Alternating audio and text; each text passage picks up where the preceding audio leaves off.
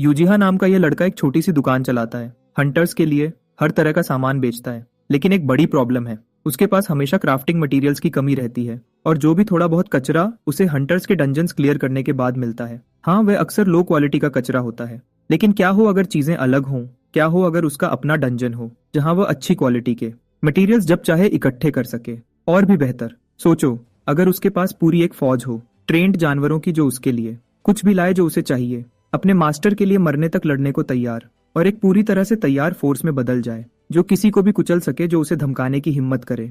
और उसके ऊपर एक बहुत ताकतवर बिल्ली और एक उतना ही ताकतवर कुत्ता उसके साथ। जाहिर है यह सब बिल्कुल नामुमकिन लगता था, जब तक एक दिन जब वह एक अजीब पुरानी किताब पढ़ना शुरू करता है। वह बहुत बोरिंग निकलती है और वह उसके ऊपर ही सो जाता है। और जैसे ही वह ऐसा करता है वह अंदर खिंच जाता है। वह अपनी आंखें खोलता है और खुद को एक घने धुंधले जंगल में पाता है। एक छोटा सा चुटकी लेना इस बात की तस्दीक करता है कि यह असली है, सपना नहीं, शायद एक धोखा। वह अपना स्टेटस विंडो चेक करता है, लेकिन सब कुछ नॉर्मल है। खामोशी परेशान करने वाली है। कोई जानवर नहीं, बस एक घनी धुंध जो उसके आसपास सब कुछ छुपा रही है। वह एक अजीब पौधे पर रुकता है जिसके फल तूफान से टूटी शाखों से लटक रहे हैं। वह अनजान लगते हैं जब वह करीब से देखने के लिए झुकता है। एक डिस्क्रिप्शन सामने आता है जो इसे लेवल 1 ईथर हर्ब बताता है। हंटर्स स्किल्स इस्तेमाल करने के लिए ईथर खर्च करते हैं और ज्यादा ताकतवर स्किल्स ज्यादा खर्च करती हैं। लेकिन इस हर्ब से हंटर्स 10 सेकंड्स के लिए बिना कोई ईथर खर्च किए स्किल्स कास्ट कर सकते हैं, जो उसे हैरान कर देता है। उसे अफसोस होता है कि वह हर्ब का लिक्विड रखने के लिए बॉटल्स नहीं लाया। तभी उसे एक टूटे हुए पेड़ पर चमकदार जिंदा पत्ते दिखते हैं और वह उसकी मदद करने का फैसला करता है, यह सोचकर कि अगर वह उसे ऐसे ही छोड़ देगा तो वह मर सकता है। वह पास से पानी निकालता है और उसे पेड़ पर बरसाता है। उम्मीद करता है कि उसकी कोशिशें पौधे को जिंदा रखने के लिए काफी होंगी। नोटिफिकेशंस की एक बारिश उस पर आती है। प्लांट एमिएबिलिटी लेवल 1 और ब्लेसिंग ऑफ XXX लेवल। वह स्क्रीन को घूरता है, सोचता है कि क्या एक डाली को पानी देने से सच में यह सब हो सकता है। अचानक से हर्ब के पीछे वाला पुराना पेड़ रोशन हो जाता है और फिर उसकी आंखों के सामने हवा में गायब हो जाता है, जैसे वह कभी था ही नहीं। तभी वह हड़बड़ाकर जाग जाता है, असलियत में वापस आता है। पहले तो उसने इसे एक सपना समझकर टाल दिया, लेकिन यह बहुत ज्यादा असली लग रहा था। फिर उसे अपने हाथों पर लगी मिट्टी दिखती है। उसकी आंखें बड़ी हो जाती हैं जब उसे एहसास होता है जो कुछ भी उसने देखा था वह सच में हुआ था। अभी भी पक्का नहीं था कि क्या माने। वह सोचता है कि क्या वह नींद में चलकर कहीं गया था, लेकिन उसके घर के पास कहीं भी मिट्टी नहीं थी, तो यह बात समझ नहीं आती। शायद वह सच में कहीं और गया था। बस इसे टेस्ट करने के लिए वह वही किताब उठाता है और उसे पढ़ना शुरू करता है। उम्मीद करता है कि नींद उसे उस अजीब जंगल में वापस ले जाएगी। पता चलता है कि वह सही था। सो जाने के बाद वह उसी जंगल में जागता है, लेकिन उसे छोटे बदलाव दिखते हैं। धुंध कम घनी है और जगह ज्यादा खुली लगती है। तभी उसे एहसास होता है कि यह एक डंजन है जो सिर्फ तब दिखता है जब वह सोता है। एक ऐसा कॉन्सेप्ट जो उसके लिए बिल्कुल नया था। डंजन के अंदर उसे एक सोलर एप्पल लेवल 1 एक पेड़ से लटका हुआ दिखता है। एक ऐसी चीज जो टॉप टियर डंजन्स में भी मुश्किल से मिलती है। हेल्थ पोशंस अकेले सिर्फ 10% मैक्स हेल्थ रिस्टोर करते हैं, लेकिन जब इस एप्पल के साथ मिलाए जाते हैं तो वह एक्स्ट्रा 20% ठीक करते हैं और रिकवरी टाइम लगभग 80% कम हो जाता है। सबसे हैरान करने वाली बात इन मुश्किल से मिलने वाले सोलर एप्पल्स की भरमार थी। वह सोचता है कि अगर वह इनको ईथर हर्ब्स के साथ इकट्ठा कर सके तो वह एक बहुत ताकतवर पोशन बना सकता है। वह सोचता है कि कुछ एप्पल्स लेना कोई बड़ी बात नहीं होनी चाहिए, लेकिन जब वह अभी भी सोच रहा था कि सब कुछ अपने साथ कैसे ले जाए, कुछ आसमान से गिरता है और सीधा उसके चेहरे पर लगता है। उसने उसे सही वक्त पर पकड़ लिया और हैरानी से घूरता है। यह एक डायमेंशनल पाउच था। यह खोज दिलचस्प और थोड़ी डरावनी भी थी। इसके साथ वह चीजें डंजन से बाहर ले जा सकता था और शायद उन्हें अपनी जनरल स्टोर पर बेच भी सकता था। उसकी हैरानी के लिए इसके अंदर कुछ बॉटल्स भी रखी हुई थीं। सीन अगले दिन हंटिंग ग्राउंड की तरफ बदलता है, जो सोल्स डिस्ट्रिक्ट 7 में एक मशहूर हंटर स्पेशलिटी चेन स्टोर है। सामान खतरनाक हद तक कम हो रहा है। हंटर्स इधर उधर भाग रहे हैं, तैयारी करने के लिए बेचैन हैं क्योंकि उनके पास डंजन्स में जाने से पहले सिर्फ 30 मिनट हैं। पैरालिसिस रेजिस्टेंस पोशंस खास तौर पर कम थे। विचेस कॉल्ड्रन और पिरामिड जैसे दूसरे स्टोर्स में पहले ही बिक चुके थे। 12वें रैंक्ड हंटर सेयो हिएजिन द सोर्ड विच दुकान पर आती है। अपने मुश्किल से मिलने वाले टियर 4 डंजन गियर से सबका ध्यान खींचती है। यह पहली बार था जब किसी हंटर को उसे करीब से देखने का मौका मिला। वह सीधे मैनेजर के पास जाती है, जो उसके अचानक आने से हैरान था। वह बताती है कि उसके कॉल्स का जवाब नहीं मिला और वह जानना चाहती है कि जो पोशन उसने कल ऑर्डर किया था वह तैयार है या नहीं। मैनेजर माफी मांगता है, कहता है कि ज्यादा काम की वजह से पोशन अभी बन रहा है और उसे इंतजार करने को कहता है। लेकिन हीजिन जिद करती है कि वह इंतजार नहीं कर सकती। उसका डंजन रन 30 मिनट में शुरू हो रहा है। अपना फोन निकालकर वह दूसरी दुकानें ढूंढना शुरू करती है। इसी बीच हमारा लड़का उन चीजों के साथ एक्सपेरिमेंट करने में लगा हुआ है जो वह जंगल से लाया था। अपनी मेंटल लिस्ट से प्यूरिफाइड वाटर, अंडीन स्टीयर्स और ईथर हर्ब लिक्विड को चेक करते हुए वह कंफर्म करता है कि कुछ भी छूटा नहीं है। फिर वह सोलर एप्पल कॉन्सेंट्रेट मिलाता है और सब कुछ अच्छे से मिलाता है। अचानक से बहुत सारे नोटिफिकेशंस दिखते हैं जो बताते हैं कि XXX ब्लेसिंग लेवल 1 ने उसके पोशन पर एक बड़ी सफलता दिलाई है। उसे एल्केमी लेवल 1 मिलता है और वह सफलतापूर्वक एक स्पेशल पोशन लेवल 1 बनाता है। यह पोशन स्किल्स के लिए 14 सेकंड्स तक 0 ईथर कंजम्पशन देता है और 15 सेकंड्स में 14% मैक्स हेल्थ ठीक करता है। वह फ्लास्क को पकड़ता है, उस एल्केमी स्किल पर हैरान है जो उसे मिली है, कुछ ऐसा जो खुद को एल्केमिस्ट कहने वालों को नहीं मिलता। वह सोचता है कि यह XXX ब्लेसिंग क्या है जिसने उसके पोशन को इतना ताकतवर बना दिया। इसे बेचने का ख्याल उसके दिमाग में आता है, लेकिन उसे यह भी नहीं पता कि ऐसी चीज की कीमत कैसे रखे। पोशन बहुत ज्यादा अच्छा है। जैसे ही वह पोशन को अपने पास रखने और पहले खुद टेस्ट करने का फैसला करता है, हीजिन, वह पहले वाली हंट्रेस, उसकी दुकान में कदम रखती है और सीधे उसके पास जाती है। जल्दी से पूछती है कि क्या उसके पास कोई पोशंस हैं, यह साफ करते हुए कि वह जल्दी में है। उसकी नजर काउंटर पर रखे पोशन पर पड़ती है। वह पूछती है कि क्या यह हेल्थ पोशन है। जिहा कहता है कि हाँ है, लेकिन अभी बिकने के लिए नहीं है। वह वार्निंग को नजरअंदाज करती है, माफी मांगती है और कहती है कि उसके पास कोई और ऑप्शन नहीं है। वह कुछ पैसे रखती है, उसे कहती है कि अगर ये काफी ना हो तो उसके गिल्ड से कांटेक्ट करे और तेज कदमों से बाहर निकल जाती है। वहीं खड़ा रहता है, उसके पीछे से आवाज लगाता है, डरता है कि पोशन उल्टा असर न कर दे। कहानी सोर्ड विच की तरफ बदलती है जो डंजन के अंदर गहरी है, मोल जैसे जानवरों के साथ एक मुश्किल लड़ाई में फंसी है। वह अपनी स्किल का इस्तेमाल करती है चमकती तलवारें छोड़ने के लिए जो मॉन्स्टर्स को चीर देती हैं। जैसे ही वह आगे बढ़ती है, अपने रास्ते में सब कुछ साफ करती जाती है। 2 मेल कलेक्टर्स पीछे पीछे चलते हैं, 12वें रैंक्ड हंटर के लड़ाई संभालने के तरीके से प्रभावित हैं। लंबा वाला कहता है कि उनके लिए कुछ करने को नहीं बचा है, जो उसकी डोमिनेंस का साफ इशारा है। छोटा वाला सहमत होता है लेकिन बेचैन महसूस करता है और मानता है कि उन्हें अपनी स्किल्स बढ़ानी चाहिए। लंबा लड़का अपने पार्टनर को सोर्ड विच को परेशान करने का ख्याल छोड़ने को कहता है और उसके बजाय चुपचाप रिसोर्सेज इकट्ठे करने पर ध्यान देने को कहता है। वह बताता है कि अगर हाइजिन वैसी ही होती जैसी वह पहले थी तो वह उन्हें बैकअप के लिए बुलाती, लेकिन एक खास घटना के बाद वह पूरी तरह से अकेले हो गई है। दूसरा लड़का उस घटना के बारे में पूछने की कोशिश करता है, लेकिन उसके कुछ कहने से पहले वह उनकी तरफ दौड़ती है, सबको भागने के लिए चिल्लाती है। वह हैरान रह जाते हैं, अचानक आए इस अलार्म से दंग रह जाते हैं। अलार्म की वजह सामने आती है, एक बहुत बड़ा जानवर जिसमें पर्पल चमक है और तेज धार वाले पंजे हैं। यह मैन स्टॉकर ग्रेड 4 डंजन्स का एक एवर्जन लेवल मॉन्स्टर है जो अपने जानलेवा जहर और बड़े साइज के लिए बदनाम है। घबराहट छा जाती है जब उन्हें एहसास होता है कि उनकी सिचुएशन कितनी खराब है। आदमी उसकी वार्निंग के बावजूद वहीं खड़े रह जाते हैं, तो वह पीछे हट जाती है उस मैन स्टॉकर का अकेले सामना करने के लिए। वह अपनी भारी तलवार उस बड़े से सींग वाले जानवर पर चलाती है और जोर से लड़ती है। फिर भी उस डीमन की ताकत उस पर भारी पड़ती है और उसकी ईथर लगभग खत्म हो चुकी है। अब वह बस इतना कर सकती है कि उसे थोड़ी देर तक रोके रखे ताकि बाकी लोग भाग सकें। खतरे के इस पल में उसके ख्याल अपने पार्टनर की तरफ जाते हैं, संगयुग, जिसे वह अब भी यहाँ चाहती थी, लेकिन वह जानती है कि वह जा चुका है, अब मदद के लिए नहीं है। यह सच्चाई देखकर कि वह अकेली है, उसे वह पोशन याद आता है जो उसने पहले हमारे लड़के की दुकान से खरीदा था। जब खोने के लिए कुछ नहीं था तो उसने वह पोशन पी लिया और वह हैरान थी कि यह कितना स्वादिष्ट था। अचानक से ईथर की एक लहर उस पर छा जाती है और उसे ताकत से भर देती है। नई ताकत महसूस करते हुए वह वापस लड़ाई में उतरती है, डीमन के खिलाफ कंट्रोल लेने के लिए तैयार। अपनी स्किल पावरफुल सोर्ड रैम्पेज के साथ उसने उस जानवर को 2 टुकड़ों में काट दिया। वह हैरान थी कि पोशन की वजह से उसकी हेल्थ ठीक हो गई और 0 ईथर खर्च हुआ, जिसकी वजह से वह स्किल को 10 सेकंड्स तक रोक पाई, जो उसके आम 3 सेकंड से कहीं ज्यादा था। खाली बोतल को घूरते हुए उसे उस दुकान के बारे में जानने की इच्छा हुई जहां से उसने इसे खरीदा था। अगली सुबह हेजेन जिहा की दुकान में घुस जाती है, उस पोशन के बारे में जवाब मांगती है जो उसने खरीदा था और उसे डराती है। देखने वाले आपस में फुसफुसाते हैं, उसे उस मशहूर हंटर के रूप में पहचानते हैं जिसने अकेले ही मैन स्टॉकर्स के झुंड को खत्म कर दिया था, और उन्हें एहसास होता है कि उसकी आवाज बहुत तेज है। वह माफी मांगती है और उस पोशन के बारे में पूछती है जिसने उसकी 14% हेल्थ ठीक की थी बिना किसी ईथर के खर्च के। वह बताता है कि यह 0 टियर डंजन में मिले एक सोलर एप्पल से बना था। ये बात उसे और ज्यादा उलझा देती है, ये सोचते हुए कि ये एप्पल्स कितने मुश्किल से मिलते हैं। जी हाँ, ज्यादा बताने से घबराते हुए गोलमोल जवाब देने की कोशिश करता है। तभी हाइजिन को एक चमकती हुई नीली शीशी दिखती है। वह बताता है कि यह आइस रेजिस्टेंस पोशन है, 32% 40 मिनट के लिए। वह हैरान रह जाती है, ये जानते हुए कि ज्यादातर सिर्फ 10% 15 मिनट के लिए देते हैं। उसकी जिज्ञासा बढ़ती है और वह उसके सोर्स के बारे में पूछती है, और वह याद करता है कि उसे एक जादुई जंगल में मुश्किल से मिलने वाली विंटर स्ट्रॉबेरीज मिली थी। हालांकि उस वक्त वह सिर्फ लेवल 1 की थी और 20% आइस रेजिस्टेंस 30 मिनट के लिए देती थी। हमारे लड़के ने वह बेरीज इकट्ठी की थी जिसे उसने अपनी एल्केमी स्किल से रिफाइन करके पोशन बनाया था, और इस प्रोसेस में उसका लेवल भी बढ़ गया था। वह दावा करता है कि इंग्रेडिएंट्स टियर 0 डंजन से आए थे। हालांकि उसकी बात पर शक था। हीजिन उसके पास जितने भी पोशंस थे सब खरीद लेती है, मार्केट वैल्यू से कहीं ज्यादा पैसे देकर। जाने से पहले वह उसके नाम की तारीफ करती है, यह इशारा करते हुए कि उनके रास्ते फिर मिलेंगे। बाद में वह जंगल में वापस जाता है। वहां उसे ग्लोस्टोन, किंडल जेम मिलते हैं और वह विंटर बेरीज फिर से इकट्ठी करने का प्लान बनाता है। यहाँ इतने सारे मुश्किल से मिलने वाले रिसोर्सेज और ये बात कि यहाँ कोई मॉन्स्टर नहीं है उसे सोचने पर मजबूर करती है कि ये कैसी जगह है। झाड़ियों में एक सरसराहट छोटे बीटल जैसे मिथिक मॉन्स्टर्स प्टेरोड्रोन्स को सामने लाती है।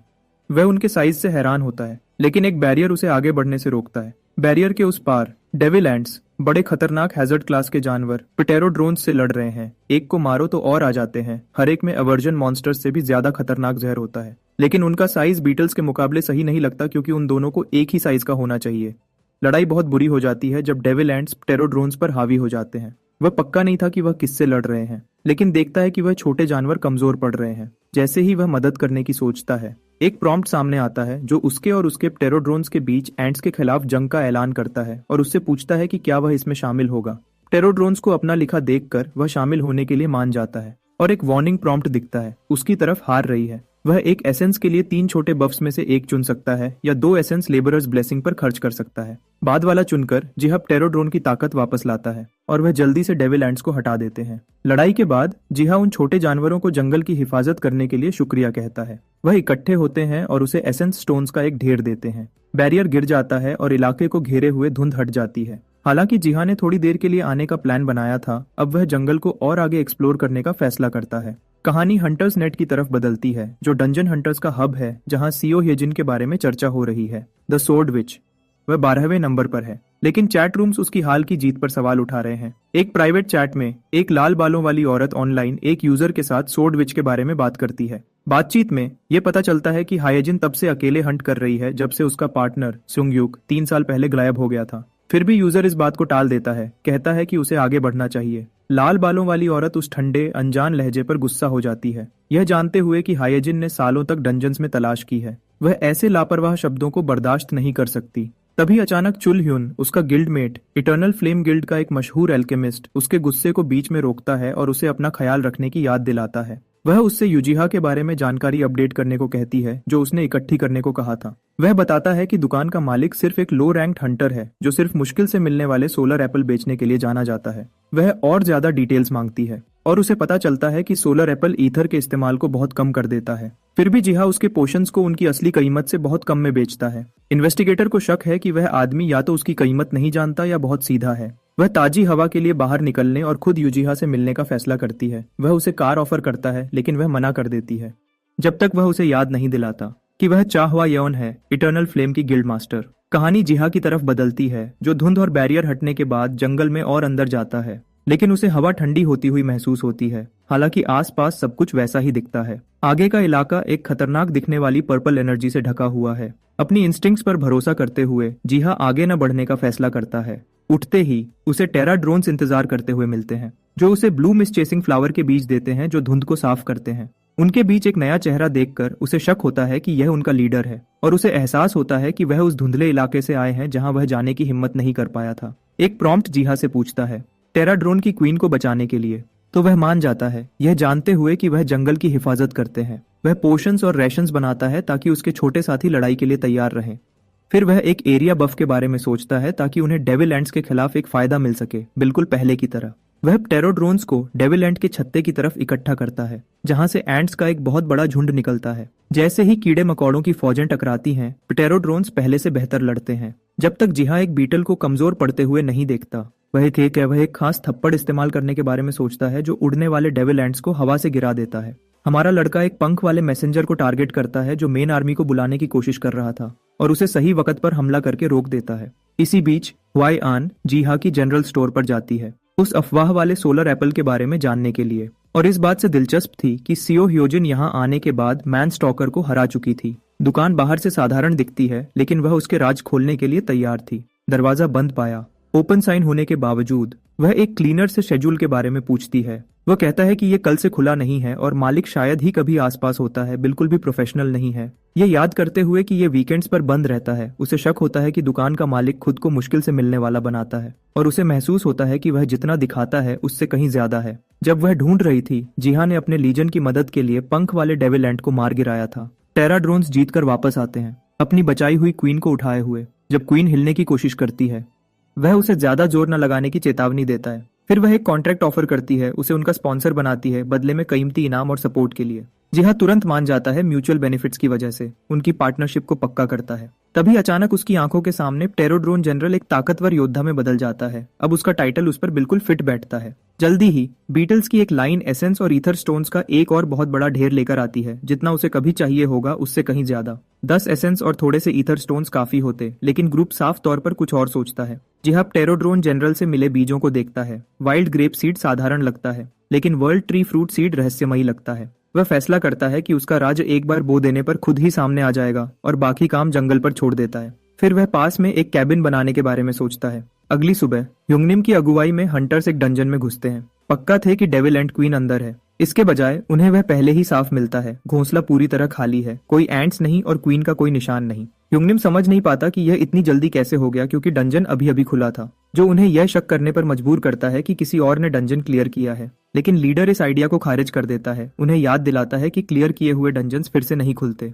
वह और अंदर जाते हैं और हमले के साफ निशान पाते हैं। ये मानने से इनकार करते हुए कि सारे एंट्स गायब हो गए, वह पूरी तलाश का ऑर्डर देता है। तभी एक बहुत बड़ा हथेली का निशान दिखता है, जो एक डिस्ट्रक्शन लेवल मॉन्स्टर का इशारा करता है। ह्यूंगनिम घबराकर भागता है, पीछे हटने का ऑर्डर देता है और चेतावनी देता है कि कोई भी मॉन्स्टर जो डेविल एंट्स को खत्म कर सकता है, वह उनकी एबिलिटीज से कहीं ज्यादा है। एक गलत कदम का मतलब तुरंत मौत हो सकती है, इसलिए उन्हें इसे हंटर एसोसिएशन पर छोड़ देना चाहिए। सीन एक ऑफिस में बदलता है, जहां किम ह्यूंग सुक, ताकतवर गोरियो ग्रुप का उत्तराधिकारी, को बताया जाता है कि डेविल एंट नेस्ट हंटर्स के आने से पहले ही साफ हो चुका था। हथेली के निशान का साइज किसी भी जानी पहचानी चीज से अलग है, जो उसे एक मिथिक ग्रेट क्रीचर या उससे भी बदतर किसी चीज पर शक करने पर मजबूर करता है। यह सोच उसे बेचैन कर देती है, पिछली तबाही की यादों से घिरा हुआ। अगली सुबह जिहा सोल के एरिया 5 में एक बिल्डिंग के बाहर इंतजार करता है, जहां उसकी अनाड़ी बहन हुआंग सुन्योंग उससे मिलने के लिए दौड़ती हुई बाहर आती है। वह उसे न दौड़ने की चेतावनी देता है, लेकिन वह फिर भी फिसल जाती है।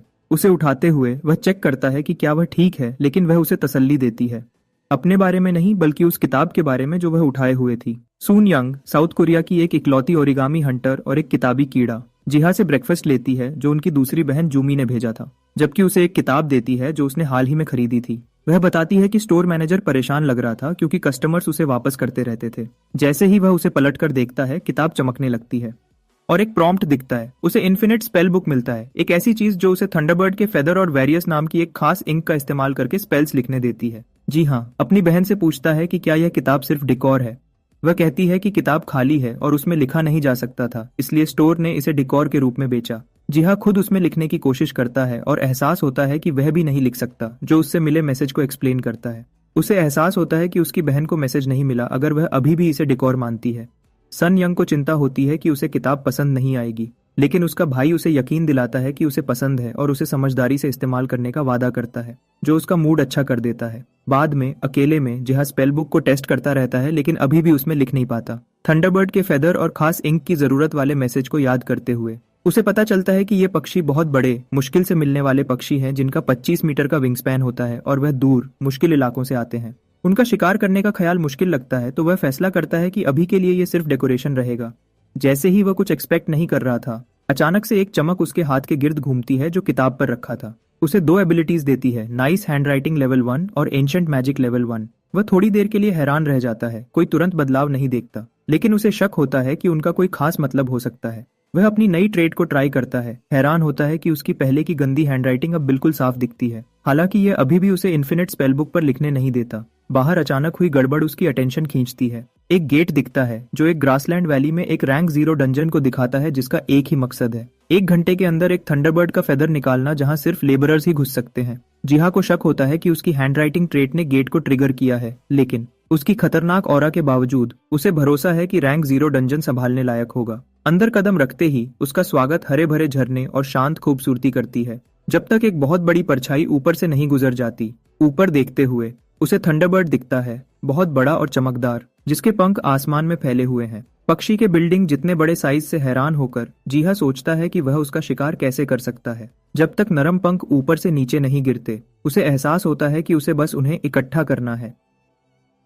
वह इस काम की अचानक आसानी पर हैरान होता है। अगला काम इंक ढूंढना है और बिल्कुल सही वक्त पर वह प्टेरोड्रोन जिसे उसने आगे भेजा था, ग्रीन हर्ब एक्सट्रैक्ट की एक बॉटल के साथ वापस आता है। सब कुछ तैयार होने के साथ वह अपने अगले मकसद की तरफ बढ़ता है, इन्फिनिट स्पेल बुक को अनलॉक करना।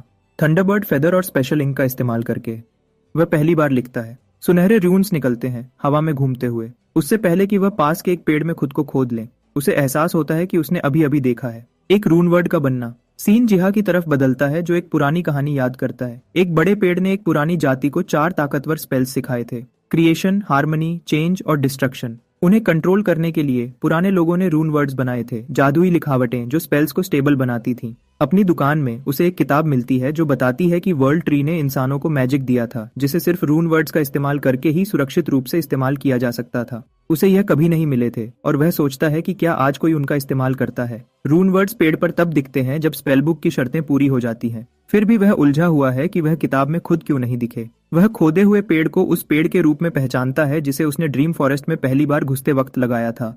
उसे शक होता है कि यह लेजेंडरी वर्ल्ड ट्री का एक छोटा पौधा हो सकता है। निशान गायब होने के डर से वह रून वर्ड्स को अपनी किताब में कॉपी करता है। जैसे ही वह कार्विंग को पढ़ता है, वह हैरान होता है कि वह उन्हें समझ पा रहा है, पहली बार देखने के बावजूद। उसमें लिखा है, डिस्ट्रक्शन, तेरी आग सब कुछ जला देगी। एक बार जब वह पेड़ पर बने निशानों को अपनी किताब में कॉपी कर लेता है, लिखावट चेंज डिस्ट्रक्शन के एक असली स्क्रोल में बदल जाती है, जो रून मैजिक की ताकत को बढ़ाता है। वह पेज को फाड़ देता है, 99 और बनाने का प्लान बनाता है। जब वह पीछे देखता है, फटा हुआ पन्ना खुद ही ठीक हो गया है। इसका मतलब यह एक कभी न खत्म होने वाली जादू की किताब है। अगर उसके पास काफी स्याही हो तो वह बहुत सारे स्क्रोल्स बना सकता है, लेकिन उनका असली असर क्या है ये पता नहीं। क्योंकि वह खुद जादूगर नहीं है तो वह उन्हें खुद टेस्ट नहीं कर सकता, लेकिन किसी जादूगर को देकर वह और जान सकता है। थोड़ी देर बाद जी हाँ अपनी दुकान पर वापस आता है और उसे एक नई मेहमान मिलती है, एक लाल बालों वाली औरत। वह उसे ढूंढने की कई कोशिशों में नाकाम रहने के बाद गुस्से में थी। उसने अपना गुस्सा निकाला और जी हाँ ने माफी मांगी।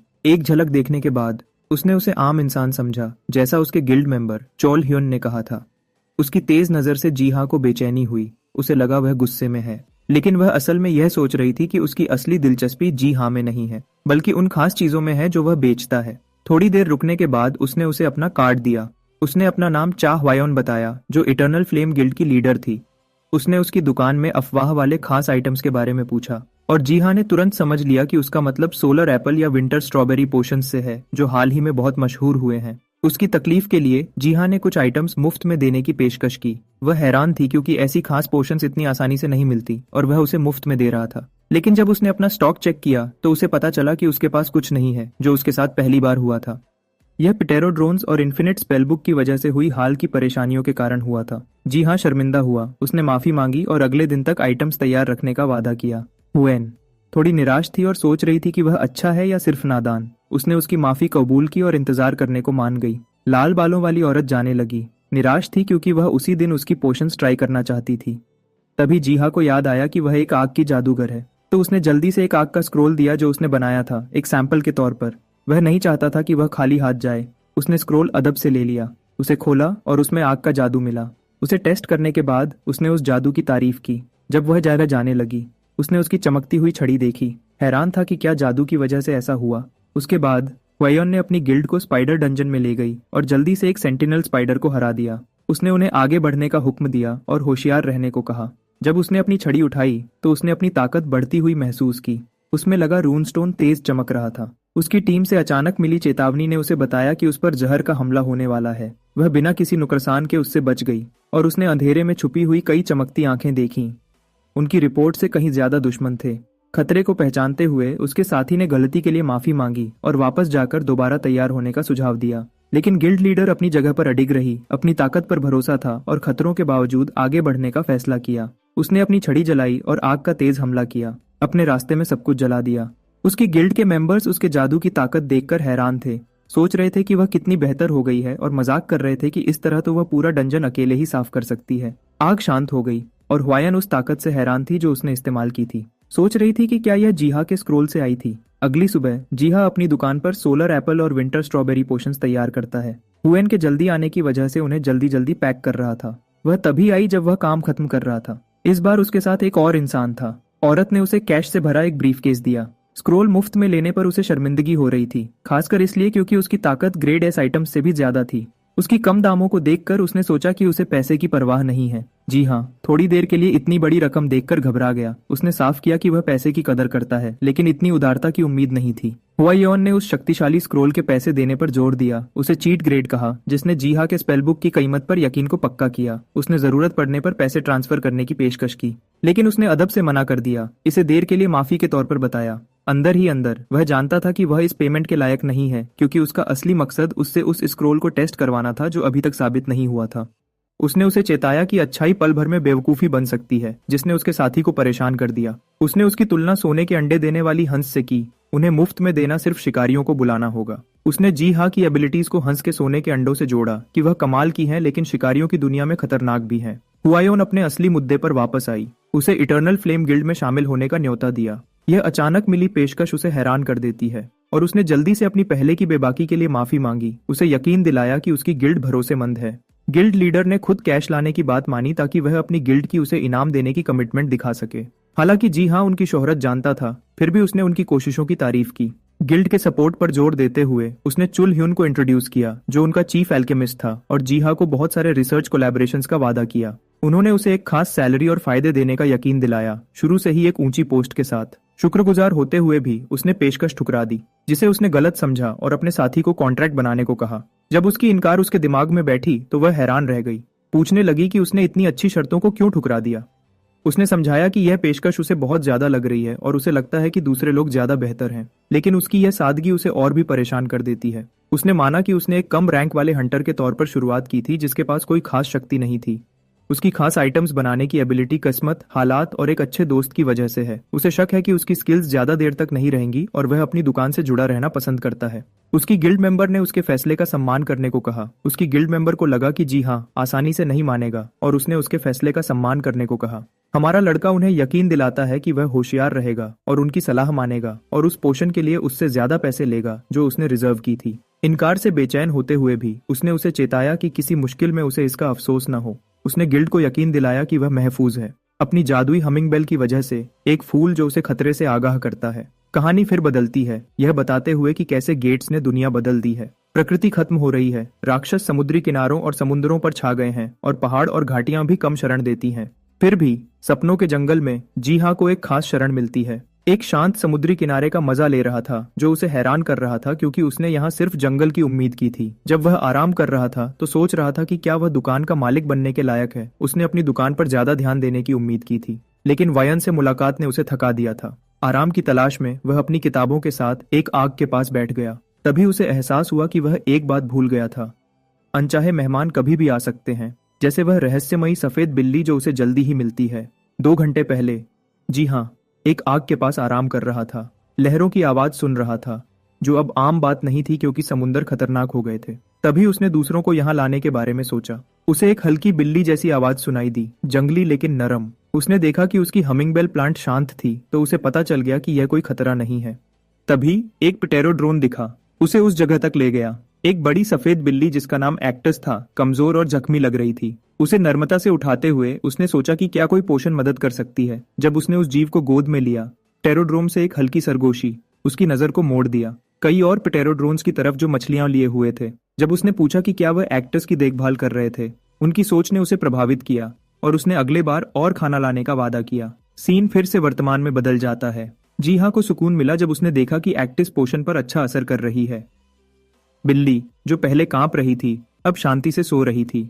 इससे जीहा की सपनों के जंगल के बारे में जिज्ञासा बढ़ गई। उसे एहसास हुआ कि उसने यहाँ पहले कभी जानवर नहीं देखे थे।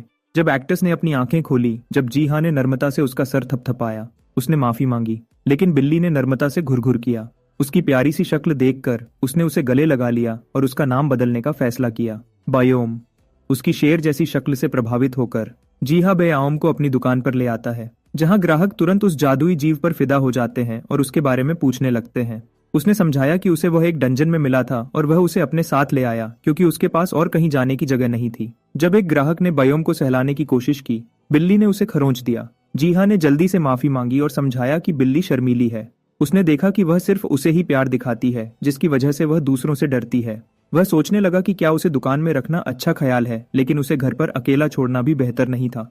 उसी पल हाइजिन कॉफी के साथ वहां आई, यह बताते हुए कि उसका पास में कुछ काम है। वह बायोम को देखकर चौंक गई और तब और भी ज्यादा चौंक गई जब जीहा ने बिल्ली को शेर कहा। उसने सोचा कि शायद सोडविच को भी डर लगता है। उसने उसे कॉफी दी, लेकिन बिल्ली उसके पास आई, जिसने उसे घबरा दिया। माफी मांगते हुए उसने बिल्ली को नीचे उतारने को कहा। बिल्ली को लगता है वह एजेंट का स्पर्श चाहती है, तो उसने होशियारी से उसे सहलाया। उसकी नर्मता और नर्म स्वभाव ने उसकी घबराहट कम कर दी। उसने कहा कि जीहा के शक्तिशाली बफ स्क्रोल्स मुफ्त में बांटने से हंटरनेट पर सबका ध्यान गया है। यहाँ तक कि इटर्नल फ्लेम गिल्ड का लीडर भी हाल ही में एक स्क्रोल के लिए आया था, जिसकी कीमत कई करोड़ों में थी। वह सोचती है कि क्या वह बेमकसद है या सिर्फ नादान, लेकिन उसे शक है कि उसकी उदारता एक ऐसी जिंदगी को दर्शाती है जो लालच के बिना जी गई है। शायद यही वजह है कि वह बार बार उसकी दुकान पर आती रहती है। अचानक दुकान में जादुई हमिंग बेल जोर से बजती है, खतरे का इशारा करते हुए। एक टाइप 4 तबाही की चेतावनी जोर से बजती है, पास के रहने वालों को तुरंत जगह खाली करने का हुक्म देती है। हीजिन उस पर चिल्लाती है कि वह तुरंत भाग जाए, जल्दी करने को कहती है, लेकिन वह वहीं जमा रहता है, बायोम को जोर से पकड़े हुए। हंटर्स आते हैं, नागरिकों को सुरक्षित जगह पर ले जाते हैं, जबकि सड़क पर अफरा तफरी मच जाती है। जीहा सुनता है कि टाइप 4 की चेतावनी का मतलब लेवल 4 डंजन है, जिसे सिर्फ टॉप हंटर्स ही संभाल सकते हैं। उसने बिल्ली को शांत करने की कोशिश की, फिर भी हिलती हुई जमीन उसे याद दिलाती है कि खतरा नजदीक है। डंजन की तबाहियां तब होती हैं जब हंटर्स एक डंजन को साफ करने में नाकाम रहते हैं। कम लेवल के डंजन ब्रेक संभाले जा सकते हैं, लेकिन रैंक 4 या उससे ज्यादा की डंजन तबाही बहुत बड़ा खतरा पैदा करती है। अधिकारी 20 किलोमीटर के अंदर के नागरिकों को निकालते हैं, फौजी और हथियारबंद ऑपरेशन शुरू करते हैं और ऊंचे रैंक के हंटर्स को आगे इकट्ठा करते हैं। इसलिए इटर्नल फ्लेम गिल्ड यहाँ खतरे को कंट्रोल करने के लिए है। हालात बिगड़ने लगते हैं और कंकाल राक्षस तबाही के गेट से बाहर निकलते हैं। फौज तुरंत जवाब देती है, फाइटर जेट्स और मिसाइल्स छोड़ती है राक्षसों को रोकने के लिए, लेकिन शहर अफरा तफरी में डूब जाता है जब सेना आगे बढ़ती है। मैनेजर ह्यूनसुक फौज की अगुवाई करते हुए निकलने वाले राक्षसों को लीचेस के रूप में पहचानता है। उसे एहसास होता है कि यह हमला नाकाम अनडेड डंजन अटैक की वजह से हुआ होगा। उसने सभी हमलों को गेट पर केंद्रित करने का हुक्म दिया ताकि राक्षसों और कर्ज करने वाले लीचेस को रोका जा सके। उसे यकीन था कि खतरे को आसानी से रोका जा सकता है और फिर वह रेमनेंट्स से लड़ने जा सकते हैं। तब एक और ज्यादा खतरनाक जीव बाहर निकलता है, जिसकी वजह से उसे अपनी योजना पर दोबारा सोचना पड़ा। कमांडर ने सभी यूनिट्स को इस नए खतरे पर अपनी पूरी ताकत लगाने का इमरजेंसी हुक्म दिया। सिपाहियों ने राक्षस को रोकने की बेचैन कोशिश में अपनी हर चीज इस्तेमाल कर दी। जंग के मैदान में धमाके होने लगे जब जीव पर भारी हथियारों से हमला किया गया। हालांकि सिपाहियों को लगता था कि उनकी फायर पावर असरदारक है, ह्यूनसुक को शक था कि इससे डिजास्टर रैंक के राक्षस पर कोई असर पड़ेगा। उसने पास के नागरिकों को देखा। उसका एक ही मकसद था कि हर खतरे को खत्म कर दे जो उसे दिखे। जीव डरावनी रफ्तार से हमला करता है, डिफेंडर्स को पूरी तरह से छोड़कर उन्हें हैरान छोड़ दिया। तब उसका असली निशाना साफ हो गया, शहर का मुख्य शेल्टर जहां नागरिक छुपे हुए थे। सोर्ड विच हरकत में आती है, अपनी शक्तिशाली सोर्ड रैम्पेज को छोड़ती है उसे रोकने के लिए, जबकि गिल्ड लीडर उस पर आग के जादू से हमला करती है। फिर भी राक्षस शेल्टर की तरफ बढ़ता रहता है बिना उन पर ध्यान दिए। वाइयोन की चेतावनियों के बावजूद हेजिन आगे बढ़ती है, जीहा और शेल्टर में सबको बचाने के इरादे से। राक्षस नागरिकों के शेल्टर में घुस जाता है और अपने निशाने पर ध्यान लगाता है। जीहा, जो डर के मारे जमा हुआ खड़ा था। जैसे ही राक्षस हमला करने वाला होता है, बायोम आगे कूदता है, एक जादुई हमला करता है। बायोम के लिए वह जीव सिर्फ एक मामूली राक्षस है और एक जादुई गर्जना करता है। उसकी ताकत शेर के गुस्से की तरह गूंजती है। अचानक हीजिन को शेल्टर से निकलने वाली ईथर की लहर महसूस होती है, जो राक्षस को वहीं जमा देती है। उसने मौका देखा और आगे बढ़ी। चाह वायोन को इशारा किया, जो पहले ही एक शक्तिशाली आग का जादू कर रही थी। उसकी सोर्ड रैम्पेज आग के जादू के साथ पूरी तरह से मिल जाती है। जीव को चमकती तलवार के हमलों के तूफान में घेर लेती है और राक्षस आखिरकार हार जाता है। जंग के मैदान में खामोशी छा जाती है, जिसकी वजह से उन्हें लगा कि लड़ाई खत्म हो गई है। लेकिन सोर्डविच ने लीडर को उस ईथर के बारे में बताया जो उसने पहले महसूस की थी। जब धूल बैठती है, हेजिन जीहा को देखकर हैरान रह जाती है, अभी भी शेल्टर में घुटने टेक कर बायोम को पकड़े हुए, जबकि बाकी सब भाग गए थे। अधिकारियों ने स्थिति को सुलझा हुआ मान लिया और वह जख्मियों की देखभाल करने लगे। हीजिन फिर भी उस ईथर की याद को भुला नहीं पा रही थी जो उसने महसूस की थी। वह गायब हो गई थी। इसी बीच जीहा घर वापस आता है, दिन भर की अफरा तफरी से थका हुआ। नहाने के बाद वह बयाम के साथ अपनी डेस्क पर बैठता है, बिल्ली के शांत चेहरे को देखते हुए और उस गुस्से को याद करते हुए जो उसने पहले राक्षसों का सामना करते वक्त दिखाया था। अभी भी जो हुआ था उससे हैरान था। जीहा उसे अपनी लेजेंडरी स्पेल बुक में लिखना शुरू करता है। जब वह लिखता है, जानकारी सीधे MIR विकी पर दिखाई देती है, एक दुनिया का डेटाबेस जिसे पहले कोई बदल नहीं सकता था। इस बदलाव को सबसे पहले ह्यूनसुक ने देखा, जो तुरंत हैरान रह गया। एक ऊंची लेवल की मीटिंग होती है जिसमें अधिकारी और हंटर्स तबाही की समीक्षा करते हैं।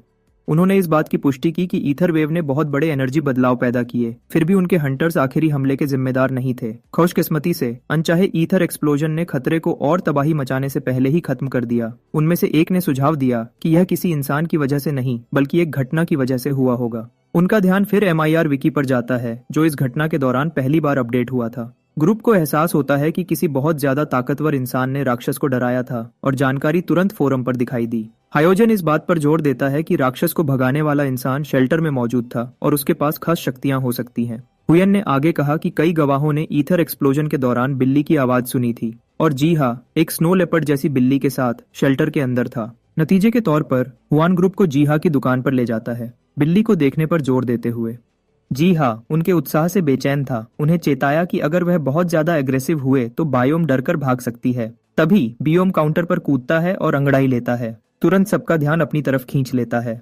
गिल्ड लीडर बाओम को उठा लेती है, हैरान थी कि इतनी बड़ी ईथर वेव पैदा करने वाले जीव के लिए बिल्ली कितनी आम लगती है। जी हाँ उसे बायोम के गुस्से के बारे में चेताने की कोशिश करता है, लेकिन उसने उसे नजरअंदाज कर दिया। बिल्ली को जोर से रगड़ती रही, उम्मीद कर रही थी कि उसकी पहले की ताकत से कुछ महसूस हो। बिल्ली ने गुस्से में उस पर हमला किया, उसे काट लिया, कूदकर दूर भाग गई जब जी हाँ उसे घबराहट में चेताने की कोशिश कर रहा था।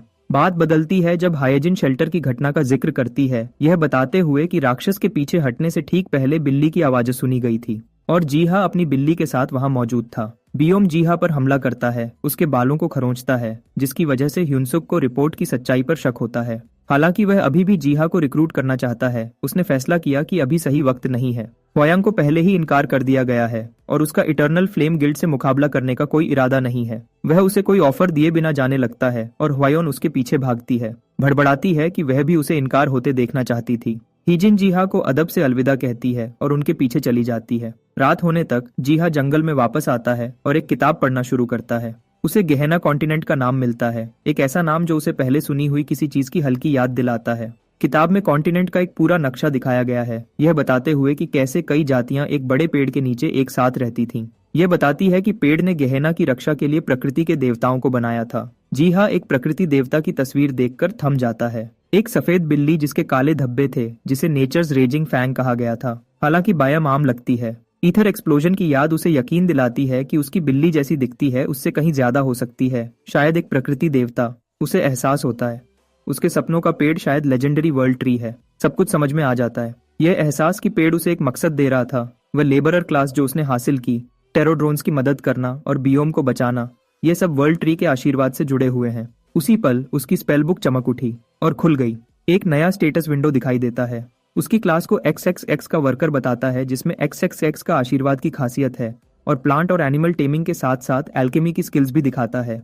किताब और तेज चमकती है, जिसकी वजह से उसे अपनी आंखें ढकनी पड़ती हैं। जीहा चैनल्स बदलता है और एक न्यूज कॉन्फ्रेंस पर रुकता है, जहां एक पुराने इलायची एज के नेतृत्व में अनडेड क्रीचर्स के लगातार खतरे पर चर्चा हो रही थी। सरकार द्वारा उनकी तलाश छोड़ने के 10 साल बाद भ्रष्टाचार बहुत बढ़ गया है, खाना कम है और लोग भूखे मर रहे हैं। अधिकारी उस इलाके पर बॉम्ब गिराने पर बहस करते हैं, यह जानते हुए कि उन्हें सफल होने के लिए हर संसाधन का उपयोग करना होगा। जीहा को शक है कि लाइचेस का शिकार करना इतना आसान नहीं है, तो उसने टीवी बंद कर दिया और सो गया। जीहा वापस अपने सपनों के जंगल में चला जाता है और खुद को वर्ल्ड ट्री के सामने खड़ा पाता है। उसे एहसास होता है कि यही पेड़ उसे यहाँ लाया था। हालांकि वह सोचता है कि उसे ऐसी जिम्मेदारी के लिए क्यों चुना गया। उसने फैसला किया कि वह पेड़ की हर तरह से मदद करेगा। अचानक उसके पीछे एक घूमता हुआ बैंगनी भंवर फूट पड़ता है। उसमें से एक एल्डर लिच निकलता है, श्राप देते हुए और आज्ञा मांगते हुए। एल्डर लिच अपनी छड़ी उठाता है, कंकाल सेवकों की एक सेना बुलाता है। जीहा उसे ड्रेड ग्रेड के रूप में पहचानता है, लेकिन उन्हें उनके छोटे साइज की वजह से प्यारा समझता है। हालांकि उसे जल्दी ही खतरे की याद दिलाई जाती है जब एक चेतावनी आती है कि वह आगे बढ़ रहे हैं और पास की जमीन को खराब कर रहे हैं। जीहा बिना सोचे समझे अपनी जमीन की रक्षा के लिए दौड़ता है। जब उसे LICH की शक्ति को कम करने के तरीके सुझाने को कहा जाता है, उसने तुरंत काम कबूल कर लिया। जीहा सेना को थप्पड़ मारने का सोचता है, लेकिन उसे एहसास होता है कि एक LICH को इस तरह नहीं हराया जा सकता। यह जानते हुए कि सिर्फ LICH के जीवन के स्रोत को खत्म करना और खराब जमीन को साफ करना ही उसे रोक सकता है। उसने अपना ध्यान बदला। एक दूर का किला उसका ध्यान खींचता है, एक जानी पहचानी सी फीलिंग पैदा करता है। उसे और करीब से देखते हुए उसने एस्ट्रम किंगडम का झंडा पहचाना। इससे उसे एक डरावना एहसास होता है कि अनडेड उस राज्य के पहले के नागरिक हो सकते हैं। उस परेशान करने वाले ख्याल को एक तरफ रखकर उसने अपने टेराड्रोन्स को तुरंत भ्रष्टाचार का मुकाबला करने का हुक्म दिया। टेराड्रोन्स हमला करते हैं लेकिन एक बड़े पत्थर से रुक जाते हैं। सिर्फ पिटेरोड्रोन वॉरियर ही उड़ सकता है, तो जीहा जानता है कि उसे छोड़ना उन्हें धीमा कर देगा। उसे एक एसेंस से पत्थर हटाने या उन्हें खुद संभालने देने का सुझाव मिला। उसने तुरंत काम किया, रास्ता साफ कर दिया। उसके बाद उसने उन्हें दुश्मन का स्रोत ढूंढने का निर्देश दिया। एल्डर लिच जवाब देता है, अनडेड सेवकों को अपनी ट्रिब्यूट बॉक्स की रक्षा करने का हुक्म देता है और एक जादू छोड़ता है जो आगे बढ़ते टेराड्रोन्स को तबाह कर देता है। हालात टेराड्रोन्स के खिलाफ हो जाते हैं लेकिन वॉरियर अपने लीडर पर जोर से सर मारता है, जबकि जीहा वर्कर्स ब्लेसिंग का जादू करता है, पूरी सेना को ताकत देता है। टेराड्रोन्स और अनडेड के टकराव के बीच एल्डर लिच को जमीन पर गिरा दिया जाता है और टुकड़े टुकड़े कर दिया जाता है। फिर भी वह सिर्फ हंसता है, यह घोषणा करते हुए कि उसके शरीर को नष्ट करना बेकार है, उसकी असली कमजोरी कहीं और है। अचानक उसकी आंखें चमकती हैं। दुश्मनों को अपने जीवन के स्रोत के पास आते हुए महसूस करता है, लेकिन उनकी ताकत काफी नहीं है, तो जीहा को अपने पीटेरीड्रोन वॉरियर को 5 एसेंस के लिए इवॉल्व करने को कहा जाता है। वह ज्यादा कीमत की वजह से हिचकिचाता है लेकिन आखिरकार मान जाता है। जीव एक डरावने नाइट में बदल जाता है और वह कहिले के दिल की तरफ तेजी से बढ़ता है। अपने सींगों से श्रापित बॉक्स को जोर से टक्कर मारता है। जैसे ही जीवन का स्रोत टूटता है, एलाइच दर्द से चीखता है। उसका शरीर और सेना नीले धुंध में घुलने से पहले जीहा जीत का मजा लेते हुए जल्दी ही उसके टेराड्रोन्स उसका स्वागत करते हैं, जो जंग के मैदान से लूट का सामान लाते हैं और उसे एक खजाने का संदूक देते हैं। उसकी हैरानी के लिए संदूक का साइज बढ़ जाता है और अंदर एस्ट्रम किंगडम की शाही मोहर है, एक खास चीज जो दिमागी ताकत को 5 से बढ़ाती है और कॉन्करर्स चरिज्मा की खासियत देती है। यह आइटम इस बात की पुष्टि करता है कि यह सच में एस्ट्रम किंगडम था। हालांकि वह इसे वापस करना चाहता था, असली मालिक बहुत पहले जा चुका है, तो उसने इसे महफूज रखने का फैसला किया। लीच के स्रोत के नष्ट होने के बाद वह सफाई की तरफ बढ़ता है, जमीन को शुद्ध करता है ताकि बचे हुए भ्रष्टाचार को मिटा सके।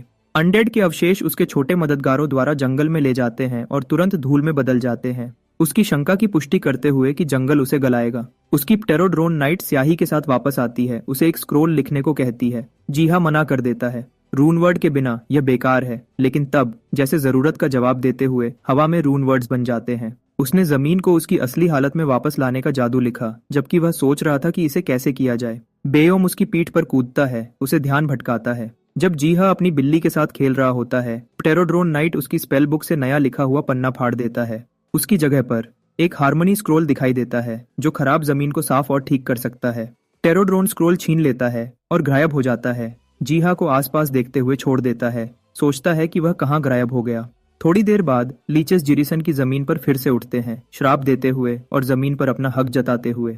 स्थानीय लोग इसे बकवास समझते हैं, हालांकि वह जानते हैं कि यह डिजास्टर लेवल के राक्षस एक गंभीर खतरा है। उनकी बात बीच में ही रुक जाती है जब वह आसमान में एक चमक देखते हैं। जैसे ही उनका श्राप बढ़ता है, लाइचेस जमीन पर अपना देवताओं का हक जताते हैं और अपने सेवकों को हमला करने भेजते हैं। उनकी सेना आगे बढ़ती है। फिर ठंडी पड़ जाती है जब गेट से एक टेराड्रोन नाइट निकलता है। एल्डर लिच तुरंत उस जीव को कर्स ट्री की जाति के रूप में पहचानता है, जो जंगल के रक्षक हैं। अपनी सेना को उसे खत्म करने का हुक्म देता है।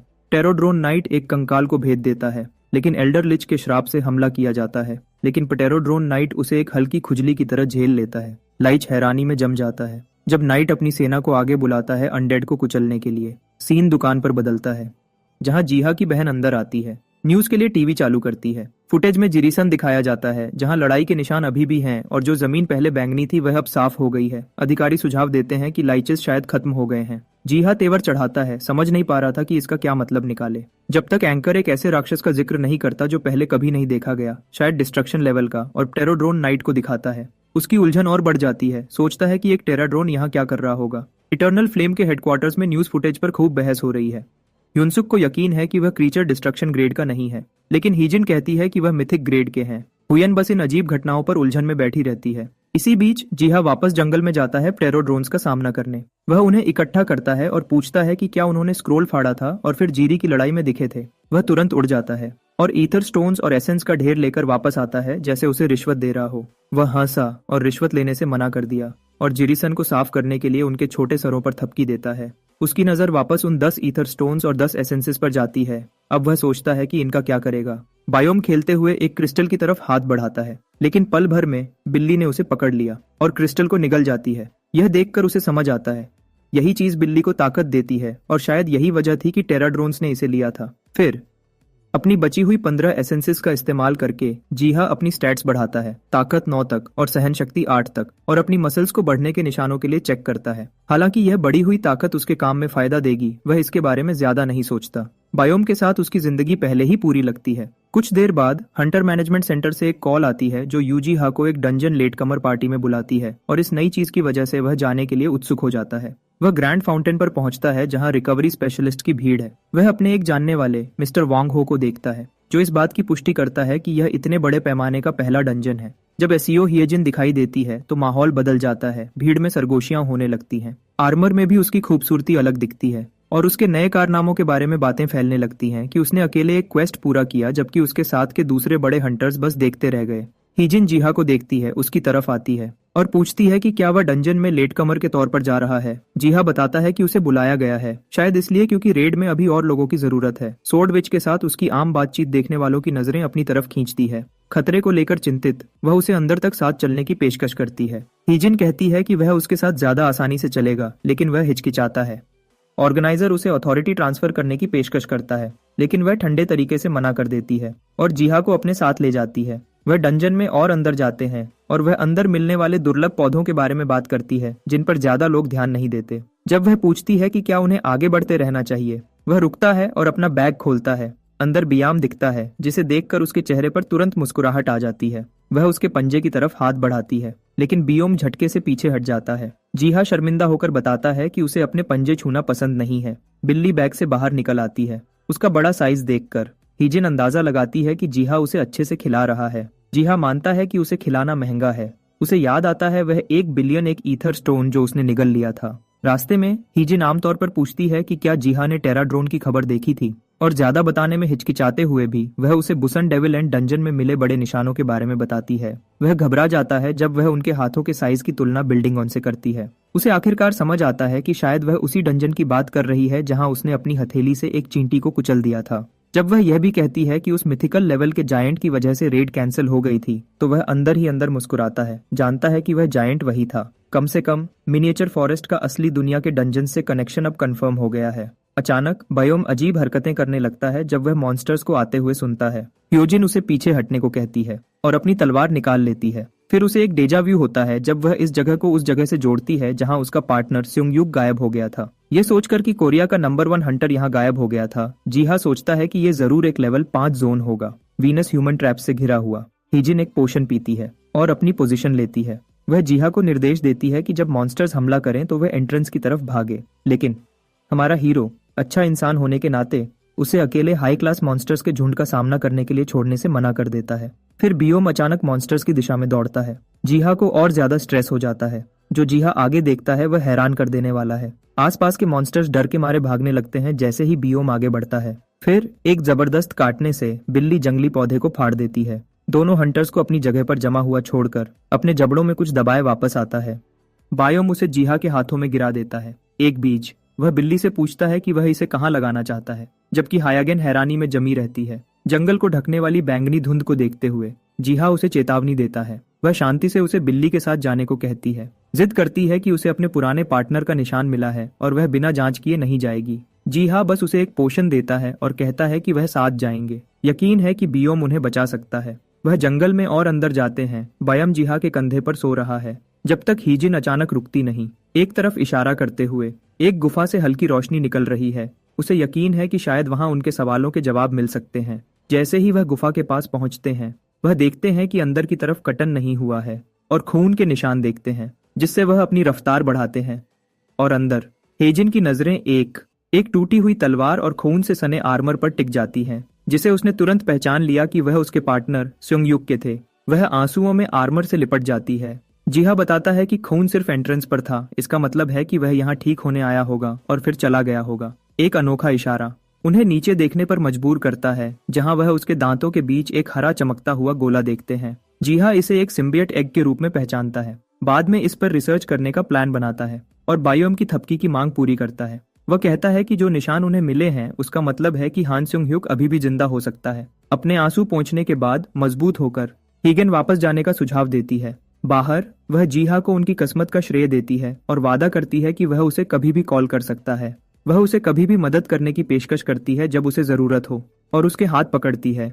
बयोम तुरंत जलन के मारे उनकी पकड़ पर खरोंचता है, जब तक हयागिन उसे हल्के हाथ से सहलाकर शांत नहीं करती। फिर वह अलग हो जाते हैं क्योंकि जीहा को बायोम को खिलाना है और वह सिम्बायोट एग की जांच करनी है जो वह लाया था। अपनी दुकान पर वापस आकर वह गुफा में मिली चीज के बारे में जानकारी ढूंढता है। बियोम का खेलते हुए किताब को गिराना उसका ध्यान तोड़ देता है और पल भर के लिए उसे डरा देता है। फिर वह हार मान लेता है क्योंकि उसे कुछ भी काम का नहीं मिलता।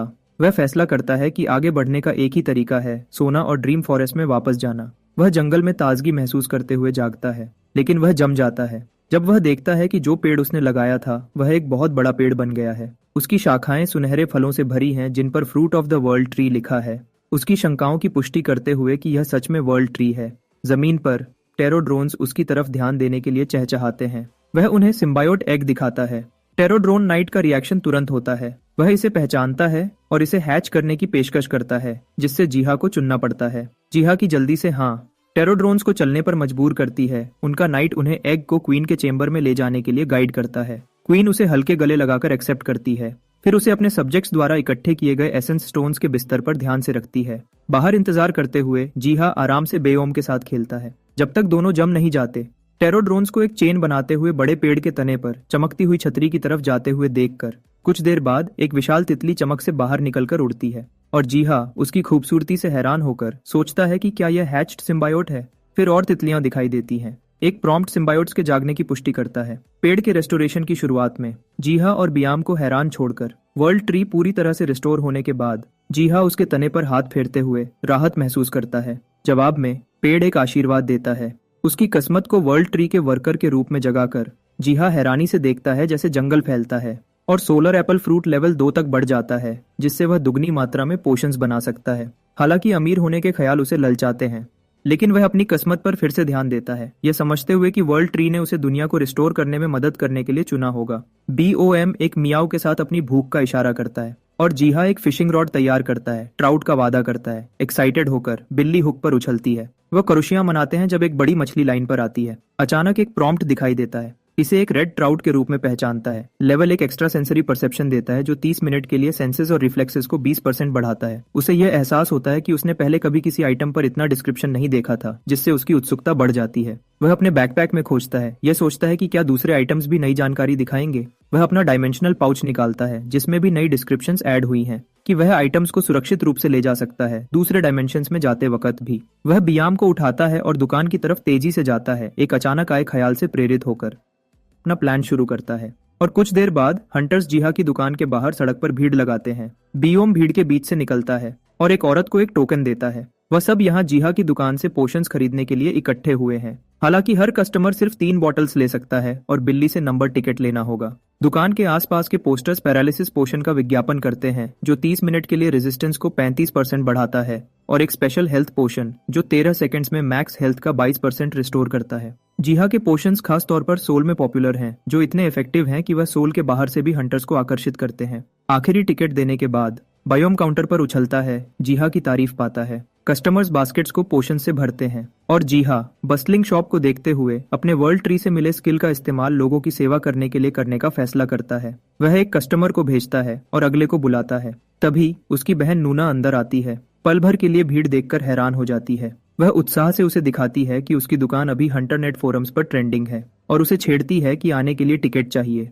वह उसे यकीन दिलाता है कि हैप्पी हंटर्स क्लैन के मेंबर्स का हमेशा स्वागत है। वह पैरालिसिस रेजिस्टेंस पोशन को चेक करती है, यह जानने के लिए उत्सुक है कि क्या इसके इफेक्ट सही हैं। जीहा उसकी इफेक्टिवनेस की पुष्टि करता है और वह कहती है कि यह दूसरी दुकानों के पोशन से बेहतर है। वह उत्सुकता से एक बॉटल मुफ्त में मांगती है, लेकिन जीहा मना कर देता है। बदले में एक स्क्रोल देता है। वह उसकी लिखाई पर हैरान होती है, हालांकि वह गंदी लगती है। जीहा बताता है कि यह क्रिएशन विश का स्क्रोल है जो 2 छोटी इच्छाएं पूरी करता है और उसे गुड लक के लिए एक चार्म भी देता है। पहले हिचकिचाते हुए वह इसका इस्तेमाल एक दुर्लभ पुरानी किताब की इच्छा करने के लिए करती है।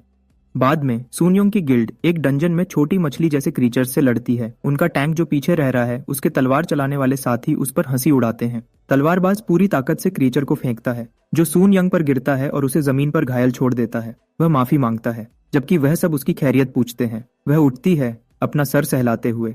अचानक क्रिएशन का स्क्रोल चमकता है और बताता है कि उसकी गलती से स्पेशल आइटम्स मिलने का चांस 70% बढ़ गया है 30 मिनट के लिए और सिर्फ एक इस्तेमाल बचा है। जमीन अचानक कांपती है, पैरों के नीचे से फट जाती है और टीम गहरी खाई में गिर जाती है जबकि पुरानी किताब उसके हाथ से फिसल जाती है। उनका गिरना नीचे जमीन पर खत्म होता है और वह बार बार की बदकिस्मती पर सवाल करती है, ये समझते हुए कि यह गिरना किसी जाल की वजह से नहीं है। मेज एक जादुई रोशनी करता है। एक छिपा हुआ कमरा दिखता है जो खजानों और लेजेंडरी इक्विपमेंट से भरा है। जैसे ही वह खोजते हैं, सफेद बालों वाला आदमी नाइट ट्रूप्स की लॉन्ग स्वॉर्ड देखता है, जबकि दूसरा अंदाजा लगाता है कि यह जगह एक गुप्त ठिकाना है। सून यंग जी मार्क एम्पायर के ब्लैक लायन नाइट की एक पुरानी किताब खोजती है और वह खुशी से उछल पड़ती है, सोचती है कि उसकी पुरानी किताब की इच्छा पूरी हो गई। एक ग्रुप मेंबर अनस्टेबल डंजन की चेतावनी देता है और उन्हें जरूरी चीजें इकट्ठा करके निकलने को कहता है। जैसे ही वह चलते हैं, तलवारबाज गिर जाता है क्योंकि उसके नीचे की जमीन टूट जाती है, लेकिन टैंक उसे बचा लेता है। तभी एक और भूकंप उन्हें लगता है। वह एक दूसरे को शांत करने और वापस जाने की कोशिश करते हैं, लेकिन अचानक मॉन्स्टरस क्रीचर्स का एक झुंड उनका रास्ता रोक देता है। घबराहट उन्हें कॉरिडोर से निकलने पर मजबूर करती है, लेकिन उनका पीछा एक और बड़े डरावने मॉन्स्टर द्वारा किया जाता है। सन यंग प्रेज टू गॉड आर्क किताब से खुद को बचाते हुए, लेकिन उसे कोई मदद नहीं मिलती। वह अपनी आंखें खोलती है तो अपनी टीम को एक साथ इकट्ठा देखती है, मीलों तक फैले बंजर रेत से घिरा हुआ, जहां से बचने का कोई रास्ता नहीं है। सीन बदलता है। जीहा ड्रीम फॉरेस्ट के अंदर है। वह नई उपजाऊ मिट्टी की तारीफ करता है, बढ़ते हुए केंचुआ के लिए शुक्रगुजार है। जब वह सोचता है कि क्या लगाए, बेयोन एक बीज पेश करता है जो एक विशाल मांसाहारी पौधे में बदल जाता है। उलझन में वह देखता है कि बिल्ली उत्साह से मिट्टी खोद रही है, जो उसे पसंद आ जाता है और वह मदद करने का फैसला करता है। फिर उसके हमिंग बेल फ्लावर्स बजने लगते हैं, उसे अनजान मेहमानों के बारे में अलर्ट करते हुए। वह बाहर निकलता है, मिट्टी पहुंचता है और खिड़की पर हंटर्स को देखता है। सून यंग गुस्से से भरी हुई है, बाहर निकलकर उनका स्वागत करता है। उसकी मुलाकात उसके गुस्से भरे चिल्लाने से होती है स्क्रोल को लेकर। स्क्रोल पर एक प्रॉम्प्ट नई जानकारी दिखाता है। बदकिस्मती से स्पेशल आइटम ड्रॉप्स 70% बढ़ जाते हैं 30 मिनट के लिए। अपनी गलती पहचानते हुए वह अजीब तरीके से उन्हें अंदर आकर ताजा होने के लिए बुलाता है। सब जीहा की दुकान के अंदर गिर जाते हैं, जिससे वह पूछता है कि क्या गलत हो गया। वह बताते हैं कि जब वह एक्सप्लोर कर रहे थे तब अचानक अर्थवर्म ने डंजन पर कब्जा कर लिया। वह खुद से पूछता है कि क्या यह गड़बड़ उस क्रिएशन स्क्रोल की वजह से हुई थी जो उसने अपनी बहन को दिया था। वह बताते हैं कि उन्होंने नाइट ट्रूप्स का गुप्त ठिकाना खोज लिया है। जीहा हैरान पूछता है कि क्या यह गमार्क एम्पायर के ब्लैक लायन नाइट ट्रूप का है। वह इसकी पुष्टि करती है और उसे एक पुरानी किताब दिखाती है, the night troop commanders log book, लेकिन मानती है कि इसका ज्यादा हिस्सा पुरानी भाषा की वजह से पढ़ा नहीं जा सकता। जीहा लॉग बुक पर नजर डालता है और उसे पुरानी भाषा पढ़कर हैरान कर देता है। बताता है कि मॉन्स्टर्स ने एस्ट्रम किंगडम में घुसना शुरू कर दिया है। प्रभावित होकर वह एक पुराना कागज निकालती है और उसकी आंखें हैरानी से बड़ी हो जाती हैं जब उसे एहसास होता है कि यह गहना कॉन्टिनेंट का एक खराब नक्शा है। ये समझते हुए कि यह नक्शा ड्रीम फॉरेस्ट में कितना काम आ सकता है, वह उत्सुकता से लॉगबुक और नक्शा कुछ दिन के लिए उधार मांगता है, बदले में ढेर सारे पोशंस देने का वादा करता है। उनकी उत्सुकता देखकर वह एक और महीने के लिए और ज्यादा देता है, सबको प्रभावित करता है। कस्टमर्स को भेज देने के बाद जीहा अपनी दुकान के बिजनेस को बेहतर बनाने के लिए एक मेंटल लिस्ट बनाता है और नाइट ट्रूप कमांडर का लॉगबुक पढ़ता है। बयम को सोए हुए देखकर वह उसकी पीठ थपथपाता है, डेस्क पर बैठता है और पहले नूना का नक्शा चेक करने का फैसला करता है। पोषण बनाने का काम बाद के लिए छोड़ देता है। जीहा नक्शा देखता है और उसकी डिटेल्ड मॉन्स्टर लिस्टिंग्स पर ध्यान देता है। एल्डर लिच का ओरिजिन सदर्न एस्ट्रम पैलेस के पास और माउंट अपेटो के पास हीगिन के साथ उसकी मुलाकात वाले जंगल को पहचानता है। नक्शा के अधूरे होने से निराश होकर वह सोचता है कि प्टेरोड्रोन्स के पास और ज्यादा जानकारी हो सकती है, तो सोने का फैसला करता है और ड्रीम फॉरेस्ट में जागता है। जंगल में सिर्फ बायम की हरकतें खामोशी तोड़ती हैं, जबकि जंगल अजीब तरीके से शांत लगता है, जिससे जीहा सोचता है कि बीटल्स कहाँ चले गए। पल भर में हमिंग बेल्स अचानक बजने लगते हैं, एक शक्तिशाली मॉन्स्टर की मौजूदगी का इशारा करते हुए। अचानक एक लाल आंख वाला साइक्लोप्स बाहर निकलता है, जिसके साथ प्टेरोड्रोन आर्मी है। गार्डनर इसे एक डिजास्टर ग्रेड मॉन्स्टर के रूप में पहचानता है, जो पहले सिर्फ चाइना में देखा गया था। वह इसके बेजोड़ साइज और खतरनाक होने पर ध्यान देता है, याद करते हुए कि दूसरे देशों में इसके पीछे भेजे गए दर्जनों हंटर्स इसके बड़े क्लब से कुचल दिए गए थे। जैसे ही साइक्लोप्स आर्मी पर हमला करता है, वह बियोम से उनकी मदद करने को कहता है, लेकिन बिल्ली मना कर देती है। फिर वह मिशन प्रॉम्प्ट की कमी पर ध्यान देता है, इसलिए बीटल्स इसे खुद ही संभाल रहे हैं।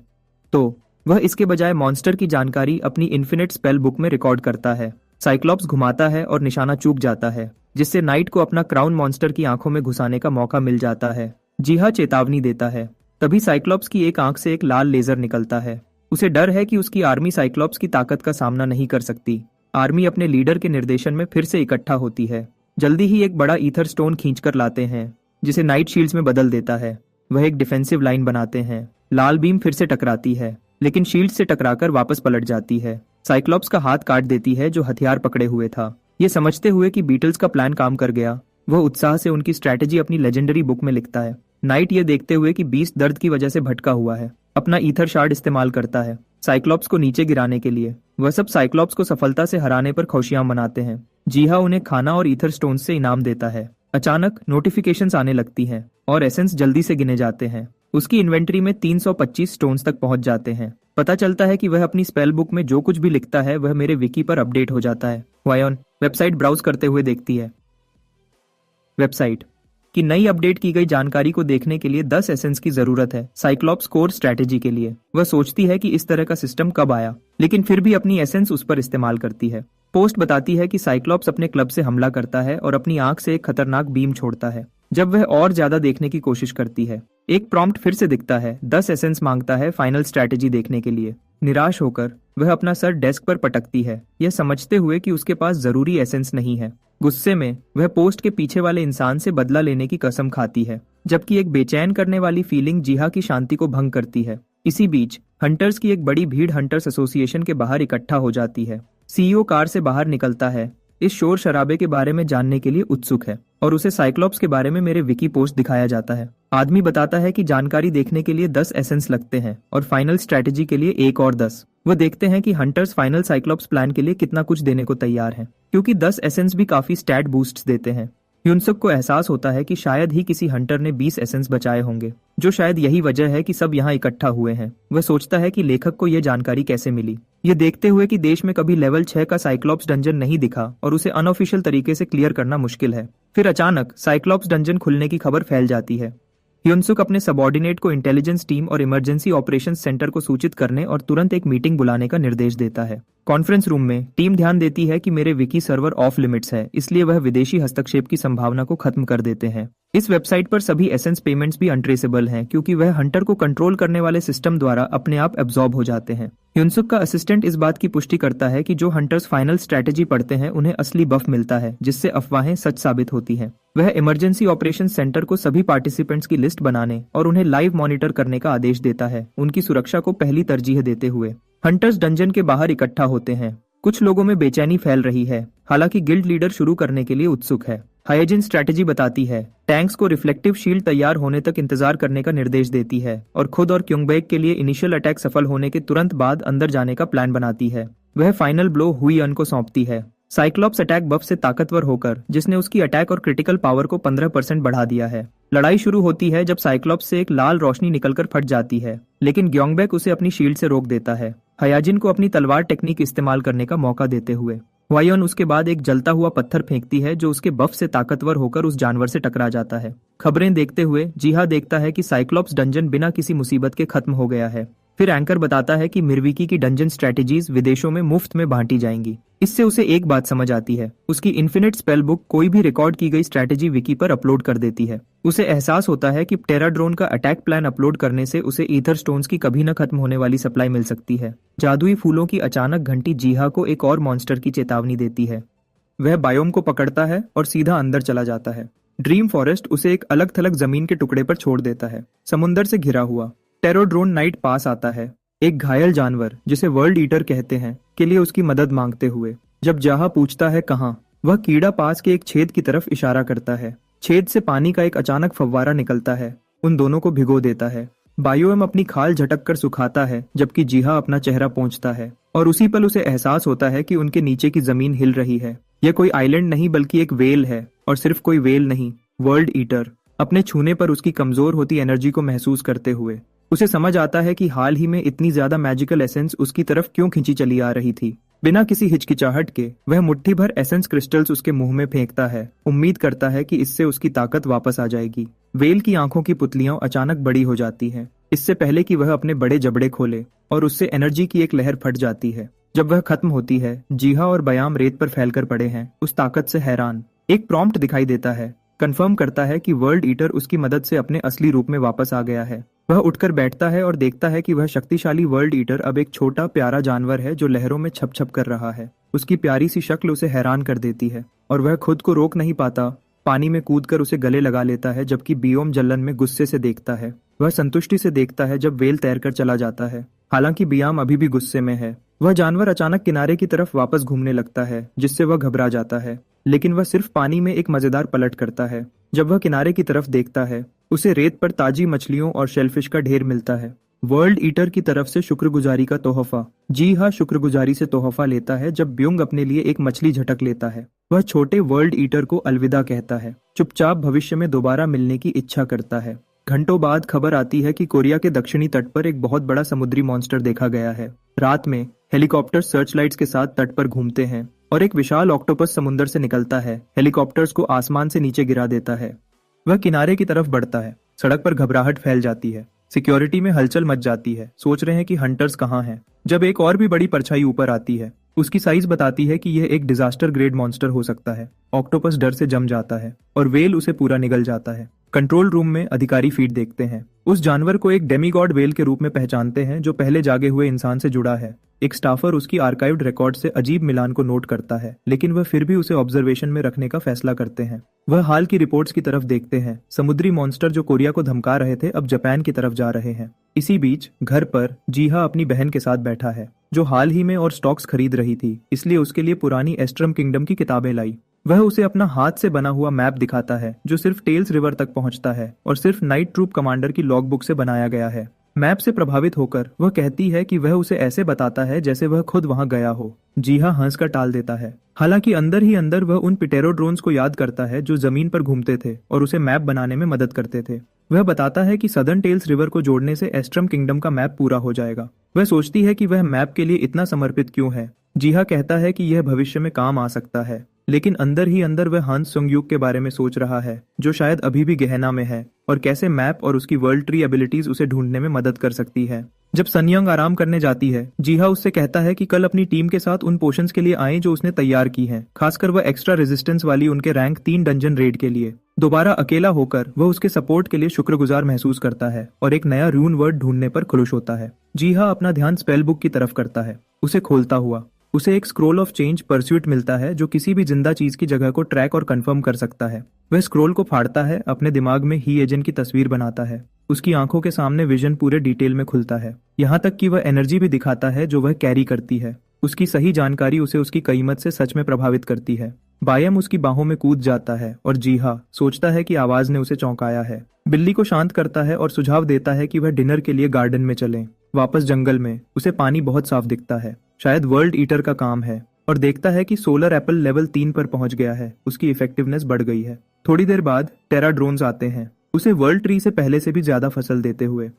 नाइट जीहा की शर्ट पकड़ता है, आसमान की तरफ इशारा करता है और वर्ल्ड ट्री की तरफ उड़ जाता है। सोचता है कि उसे पीछे आना है। जीहा मुश्किल से चढ़ता है। वह ऊपर पहुंच जाता है, जहां पातो पहाड़ की जगह से पता चलता है कि गहना कॉन्टिनेंट हमेशा से गार्डन के बाहर ही था। बियम की भूखी आवाज जीहा को नीचे उतरने पर मजबूर करती है, लेकिन जैसे ही वह कोशिश करता है, एक बेल उसके पैर के चारों तरफ लपेट जाती है। उसके शरीर से भी ज्यादा उसे हवा में खींच लेती है। वह डर से चिल्लाता है जब उसे एहसास होता है कि यह एक विशाल पौधा है, और बेचैनी से बायोम और टेरोड्रोम नाइट को बुलाता है। जब चीजें खराब लग रही होती हैं, पौधा अचानक उसे जमीन पर नीचे उतार देता है। उसकी शुक्रगुजारी हैरानी में बदल जाती है जब वह उसे प्यार से लपेट लेता है। वह हंसता है। एहसास होता है कि वह डरावना पौधा सिर्फ एक प्यारा चिपकू टाइप का है, और वह पहले ही मियर विकी पर इसके बारे में एक पोस्ट बनाने के बारे में सोच रहा है। बाद में जीहा माउंट अपेटो की तरफ के रास्ते का सामना करता है, वही जगह जहां एस्ट्रम किंगडम से भागे हुए लोग कभी गए थे। टेरोड्रोन के शब्द उसके दिमाग में गूंजते हैं। हानसेउंग ह्युक के निशानों वाला डंजन एस्ट्रम के दक्षिण में टेल्स रिवर के पास है, और मैप के मुताबिक वह नदी मेट अपेडो के बिल्कुल बगल से गुजरती है। जीहा सुम्युक के निशानों की तरफ रास्ता बनाता है, लेकिन गार्डन की दीवार उसका रास्ता रोक देती है, इसलिए वह सिर्फ टेराड्रोन आर्मी को आगे भेज सकता है। जब आर्मी पहाड़ की तरफ जाती है, जीहा बायोम के साथ खाना खाने का प्लान बनाता है, लेकिन बिल्ली कहीं दिखाई नहीं देती। यह अजीब है क्योंकि वह कभी खाना नहीं छोड़ता। तभी तेज दांतों वाले पौधे से एक अचानक थपकी लगती है। जीहा उछल पड़ता है, जैसे वह इशारा कर रहा हो कि बायोम कहाँ गया है। अपनी दुकान पर वापस आकर वह बैठ जाता है, अपने पालतू जानवर को याद करता है और सोचता है कि उन्हें अभी कितना कुछ करना बाकी है। बायोम की यादों में खोया हुआ वह ऊपर देखता है तो हायजिन को एक अच्छे कपड़े पहने आदमी के साथ अंदर आते हुए पाता है। जब वह उसे नमस्ते करता है तो वह आदमी अपना नाम किम ह्युनसुक बताता है, जो हंटर मैनेजमेंट से है। वह बताता है कि उसने हायजिन से मदद मांगी थी ताकि वह जीहा से दोबारा मिल सके। ह्युनसुक उसकी कमाल की पोशंस की तारीफ करता है। जीहा उन्हें चाय देता है और इस मौके का फायदा उठाकर हायजिन को बताता है कि उसने उससे क्यों कांटेक्ट किया था। वह एक पुरानी किताब में मिला हुआ एक स्क्रोल दिखाता है। उसे लगता है कि यह मिस्टर संगयुक को ढूंढने में मदद कर सकता है। स्क्रोल ऑफ चेंज ट्रेस उन्हें हैरान कर देता है जब उन्हें पता चलता है कि उसने यह सब खुद ही ट्रांसलेट किया है। उन्होंने इसे राज रखने की कसम खाई। हवा में तनाव आ जाता है जब ह्युनसुक अचानक उससे पूछता है कि क्या उसका किसी डेमीगॉड के साथ कॉन्ट्रैक्ट है। उसकी जानकारी से हैरान होकर जीहो सुनता है जब वह आदमी साफ करता है कि वह यहाँ जासूसी करने नहीं आया है, बल्कि वह उसकी पोशंस की तारीफ करता है क्योंकि उन्होंने हंटर सर्वाइवल को 20% बढ़ा दिया है और उसे बहुत कीमती बताता है और बदले में अपना बिजनेस कार्ड और हंटर मैनेजमेंट का पूरा सपोर्ट देता है। जी हाँ, तारीफ से हैरान होकर सोचता है कि क्या वह सच में इसके लायक है, लेकिन उसके मेहमान जोड़ देते हैं कि वह ऑर्गेनाइजेशन का फ्यूचर है। हीजिन बीच में बोलती है, समझाती है कि वह आदमी सिर्फ उससे पर्सनली मिलना चाहता था और माफी मांगती है। जीहा उनका शुक्रिया करता है, बदले में खाना खिलाने का वादा करता है। फिर मैनेजर को पोशंस देता है और उसे बाहर तक छोड़ने जाता है। किम ह्युंग-सुक की लगन और चार्म की तारीफ करते हुए वह अंदर आते हैं। जीहा अपनी किताब में स्केच बनाना शुरू करता है जिससे हीजिन उसके बारे में पूछती है। वह एक लगभग पूरा मैप दिखाता है जिसे वह तुरंत एस्ट्रम किंगडम के पास के एक पहाड़ और नदी से जोड़ता है। जीहा उससे कहता है कि वह जमीन को मैप से मिलाए और मिस्टर संगयुक के बारे में सोचते हुए स्क्रोल को एक्टिवेट करे, जो उसकी जगह बता देगा अगर वह पास में हुआ तो। वह सोचता है कि काश उसने इसे टेस्ट किया होता, लेकिन उसकी इंक खत्म हो गई थी। वह उसकी मदद करने का वादा करता है जब तक खोज पूरी नहीं हो जाती। वह गर्मी से उसका शुक्रिया करती है, उसकी आंखों में आंसू भर आते हैं, लेकिन वह जोर देता है कि एक दोस्त की मदद करना तो आम बात है। वह उससे कहता है कि यह कुछ नहीं है और दोस्त एक दूसरे की मदद करते ही हैं। पास आकर वह उससे कहती है कि अगर उसे कभी मदद की जरूरत पड़े तो वह उससे कांटेक्ट करे। फिर वह बियोम की गैर मौजूदगी देखती है। इस बार जीहा रो पड़ता है, बताता है कि बिल्ली भाग गई है। वहां वह एक भेड़िए को देखता है। कमजोरी और अनंत मुश्किलों के बावजूद उसने कभी अपनी जिम्मेदारी नहीं छोड़ी थी। बियोम खुद को आर्क्टोस, भगवान का दांत, घोषित करता है और कहता है कि वह इसी जानवर के लिए आया है। भेड़िया भारी जंजीरों में बंधा पड़ा है, गॉब्लिन से घिरा हुआ है। यह ग्रोलर है, भगवान की इच्छा का वाहक। जंजीरें खड़खड़ाती हैं जब भेड़िया जद्दोजहद करता है, जबकि गॉब्लिन्स उस पर अपने हथियार ताने रहते हैं। लेकिन जैसे ही बायोम दिखाई देता है, संतुलन बदल जाता है। उसका रूप अब बहुत बड़ा है। वह आगे बढ़ता है, बुराई के सेवकों को जाने का हुक्म देता है। भेड़िया आर्कटिस को बुजदिल कहता है, लेकिन बिल्ली एक ही झटके में उसकी जंजीरें तोड़कर जवाब देती है। ग्राउलर की बगावत को बेकार बताते हुए आर्कटिस एक नए मोड का ऐलान करता है। वर्ल्ड ट्री को ठीक करने का काम शुरू हो गया है।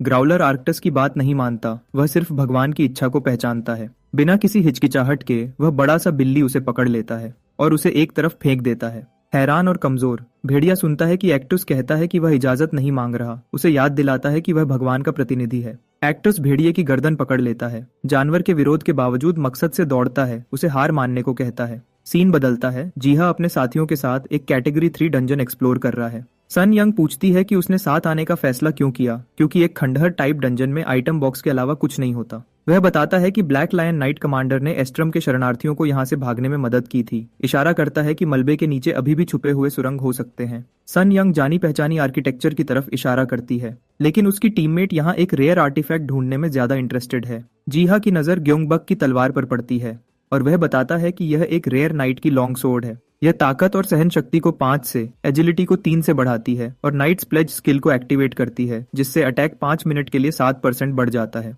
ग्रुप हैरान होकर सांस लेता है, पूछता है कि उसे इतनी खास जानकारी कैसे पता है। उन्हें एहसास होता है कि सिर्फ वह ही आइटम डिस्क्रिप्शंस देख सकता है। वह एक कहानी बनाता है कि उसे हाल ही में एक अप्रेजल स्किल मिली है। सन यंग तुरंत कनेक्शन समझ जाती है। उसे समझ आता है कि उसकी पोशन के इफेक्ट्स इतने प्रिसाइज क्यों हैं। उत्साहित होकर एक और टीममेट उससे अपना आर्मर अप्रेज करने को कहता है और जीहा उसे लाइट चेस्ट आर्मर बताता है, जो डिफेंस को 10% और क्रिटिकल डिफेंस को 5% बढ़ाता है।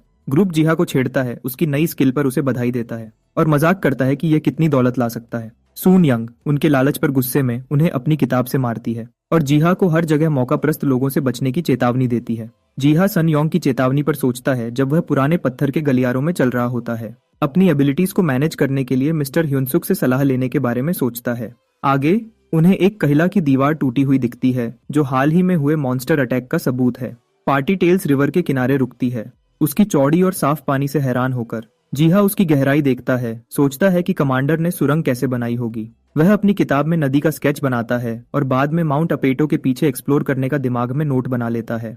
बाकी लोग उसके आसपास इकट्ठे हो जाते हैं, उसकी ड्राइंग से प्रभावित होकर कि उसने सीन को कितनी सही तरह से बनाया है। सून यंग का स्क्रोल ऑफ क्रिएशन चमकता है, छोटे मोटे झटकों के दौरान खास आइटम्स ढूंढने में 20 मिनट के लिए एक टेम्पररी बूस्ट देता है। उसी पल जीहा की स्पेल बुक से एक पन्ना फटकर हवा में उड़ जाता है। वह उसे पकड़ने के लिए लपकता है, सन यंग को चौंकाते हुए, जो नदी में गिर जाती है।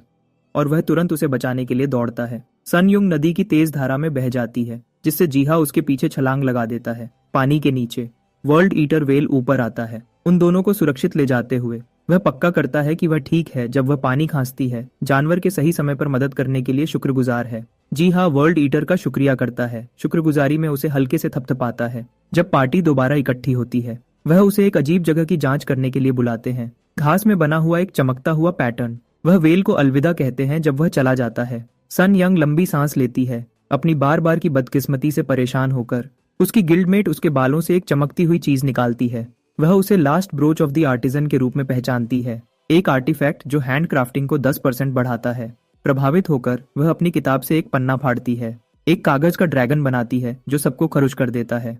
डंजन से निकलने से पहले ग्रुप अपने दिन के काम के लिए एक दूसरे का शुक्रिया करता है। जीहो एक मैजिक सर्कल ढूंढने पर खुश होता है, जिसे उसने अपनी किताब में कॉपी भी कर लिया था। वह अपनी किताब खोलता है और डिस्क्रिप्शन बताता है कि यह एक भगवान द्वारा दिया गया डायमेंशनल पोर्टल है, जो सिर्फ उन जगहों पर इस्तेमाल हो सकता है जहां वही सर्कल मौजूद हो। जीहा उस मैजिकल सर्कल पर सोचता है। ये पता लगाने के लिए पक्का है कि प्टेरोड्रोन्स अर्थ और गेहेना के बीच आजादी से कैसे ट्रैवल करते हैं। घर वापस आकर बयम की गैर मौजूदगी उसे बेचैन करती है, लेकिन वह खुद को तसल्ली देता है कि यह सिर्फ थोड़े समय के लिए है और खालीपन से ध्यान हटाने के लिए काम पर फोकस करता है। बाद में जीहा खाली जंगल में चलता है, अपने साथियों को बुलाता है। बायोम पीछे से दिखाई देता है, अपने पंजों में एक छोटा सा कुत्ते का बच्चा लिए हुए, और गार्डनर तुरंत राहत महसूस करता है और देखता है कि उसकी बिल्ली कितनी बड़ी हो गई है। फिर वह छोटे जानवर को देखता है और उसे उठा लेता है और एक प्रॉम्प्ट बताता है कि उस कुत्ते के बच्चे का नाम ग्रोलर है, जो भगवान का संदेशवाहक है, और पूछता है कि क्या वह उसकी चोटों का इलाज करने में मदद करेगा। बिना किसी हिचकिचाहट के वह मान जाता है और वर्ल्ड ट्री की चमकती हुई शक्ति ग्रोलर में चली जाती है। भेड़िया ताकत वापस पाता है और उस पर गुस्से से देखने की कोशिश करता है, लेकिन जीहा उसकी प्यारी शक्ल से प्रभावित होकर उसे गले लगा लेता है। वह उसका नाम डोगो रखता है और उसे घर में स्वागत करता है, जबकि ग्रोलर अंदर ही अंदर उसके चुनाव की आलोचना करता है। कुछ दिन बाद गार्डनर देखता है कि डोगो के आने के बाद से प्टेरोड्रोन की संख्या बहुत बढ़ गई है। वह अनुमान लगाता है कि यह भेड़िए के खास डेमीगॉड गुणों की वजह से है, जो जानवरों के प्रति लगाव और नेतृत्व को बढ़ाते हैं। नतीजा यह हुआ कि झुंड का साइज 1.1 गुना बढ़ गया है और उनकी चलने की स्पीड 1.2 गुना बेहतर हो गई है। जीहा को एहसास होता है कि जैसे जैसे डोगो स्ट्रांग होगा, पूरे ग्रुप को फायदा होगा। उसकी परसिस्टेंट हंटर स्किल के साथ, जो 2 किलोमीटर के अंदर किसी भी हलचल को डिटेक्ट करती है, उसे लगता है कि वह ग्रैंड प्लेन को माउंट एपिटो की तरफ सुरक्षित रूप से पार कर सकते हैं। वह उसे एक रेड ट्राउट बॉल से इनाम देता है, लेकिन बायोम लालच से उसे चुरा लेता है और वह दोनों एक उलझी हुई लड़ाई में टकरा जाते हैं। उनका मालिक बीच में आता है, बायोम और डागो को उठाता है, जबकि उन्हें लड़ने के लिए डांटता है। फिर गूंजती हुई घंटियां बजने लगती हैं, जो उसकी दुकान पर एक विजिटर का इशारा करती हैं। अपने पालतू जानवरों को अंदर लाते हुए वह सोचता है कि क्या वह उन्हें ज्यादा खिला रहा है। जैसे ही दरवाजा खुलता है, डोगो विजिटर्स पर गुर्राता है। मैनेजर ह्यूनसुक एल्केमिस्ट चुल ह्यून के साथ। बात जीहा की आर्टिफैक्ट अप्रेजल स्किल पर चली जाती है, जिसे वह कंफर्म करता है, एल्केमिस्ट को खुश करते हुए और उससे एक मजबूत हाथ मिलाते हुए। उत्सुक जीहा पूछता है कि वह क्यों आए हैं। चॉय बताता है कि यह रिक्रूटमेंट की कोशिश नहीं है और जीहा की बेहतरीन पोशंस और स्क्रोल्स की तारीफ करता है। धीरे से अपनी जलन को एक एल्केमिस्ट के रूप में दिखाता है। मिस्टर हंसच बैठकर बात करने का सुझाव देते हैं, जोर देते हैं कि दोनों पक्षों के पास बात करने के लिए बहुत कुछ है। उन्होंने जीहा से उसकी नई स्किल के दायरे के बारे में पूछा। वह बताता है कि यह उसे किसी आर्टिफैक्ट का नाम, डिस्क्रिप्शन, स्टैट्स और स्किल रेशियो सही तरह से पता करने की इजाजत देता है।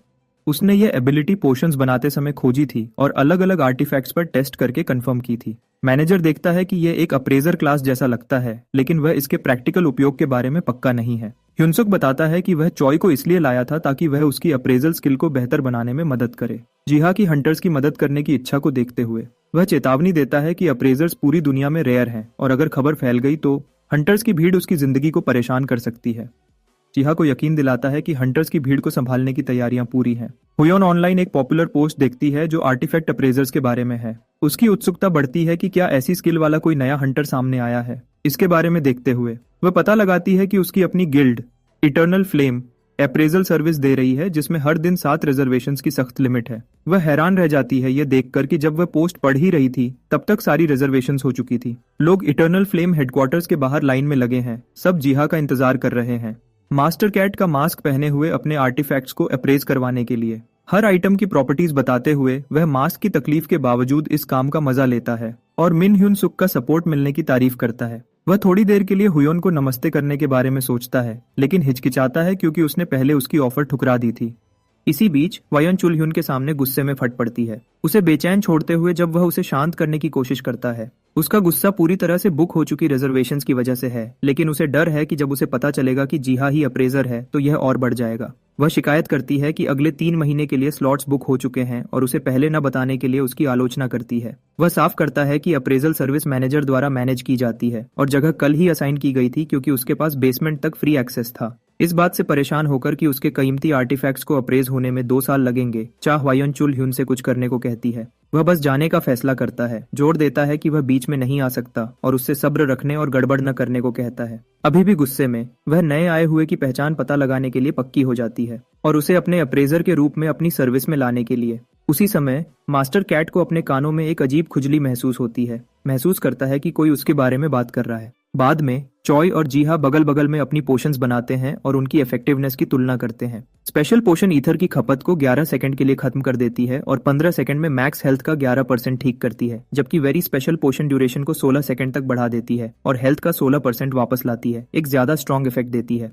हालांकि तैयारी के स्टेप्स एक जैसे थे, चॉय को जीहा की पोशंस ज्यादा असरदार लगती हैं। जीहा इंग्रेडिएंट्स को दोष देता है, अपनी एडवांस्ड एल्केमी स्किल को वजह के रूप में छुपाते हुए। अपने काम पर विश्वास रखते हुए वह कल बिक्री के लिए बैच पूरा करते हैं। चॉय पोशन से प्रभावित होकर सुझाव देता है कि उन्हें एक दुकान तक सीमित नहीं रहना चाहिए। वह ऑपरेशंस बढ़ाने और एल्केमिस्ट्स को रिक्रूट करने का प्रस्ताव रखता है। उसके सामने झुककर उसे सेंसे कहता है और गाइडेंस मांगता है।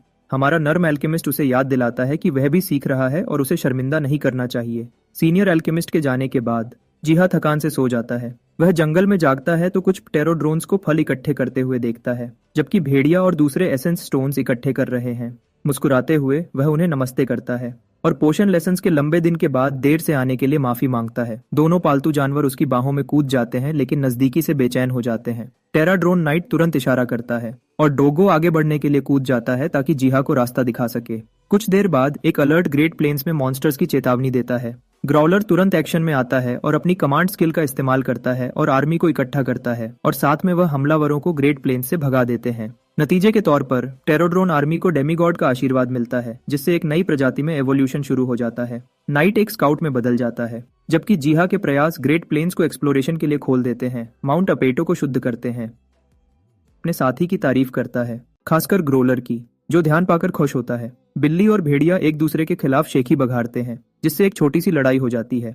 जीहा उन दोनों को इकट्ठा करता है और उनका रास्ता माउंट एपिटो की तरफ सेट करता है। जब वह एरिया को स्कैन करता है, उसे एक दूर की बिल्डिंग दिखती है। एहसास होता है कि यह ब्लैक लायन नाइट का शेल्टर रहा होगा, याद करते हुए कि मैप उनके शेल्टर को माउंट एपिटो के दक्षिणी तरफ दिखाता है। उसे शक है कि पहाड़ के अंदर से एक सुरंग जा सकती है। प्रोटेक्टिव बैरियर को छूते हुए उसे बताया जाता है कि वर्ल्ड ट्री का रेस्टोरेशन पूरा हो गया है। गेहना में फिजिकल इंटरफेरेंस मना है, फिर भी वह अब उसके बांधे हुए एंटिटीज से बात कर सकता है और भगवान के प्रतिनिधि के रूप में उसकी किस्मत दिखाई देने लगती है। गेहना में फिजिकली इंटरफियर न कर पाने के कारण गार्डनर पूछता है कि क्या वह अभी भी टेरा ड्रोन्स को कमांड कर सकता है। अचानक उसे एक स्किल मिलती है, गॉड्स विजन। उसे एक भगवान जैसा नजारा दिखा रहा था। जब वह इस स्किल को टेस्ट कर रहा था तो उसे एक भगवान जैसा नजारा मिला, जिसने उसे आसमान में बहुत ऊंचा उड़ा दिया। जमीन को देखते हुए उसे कुछ बचे हुए लोग दिखे जो हथियार पहने थे और गॉब्लिन की फौज के खिलाफ लड़ने के लिए तैयार थे। जल्दी से सब कुछ समझते हुए जीहा ने पहचान लिया कि यह एस्ट्रम किंगडम के बचे हुए लोग हैं। जब वह ग्रुप उन राक्षसों को भगा देता है,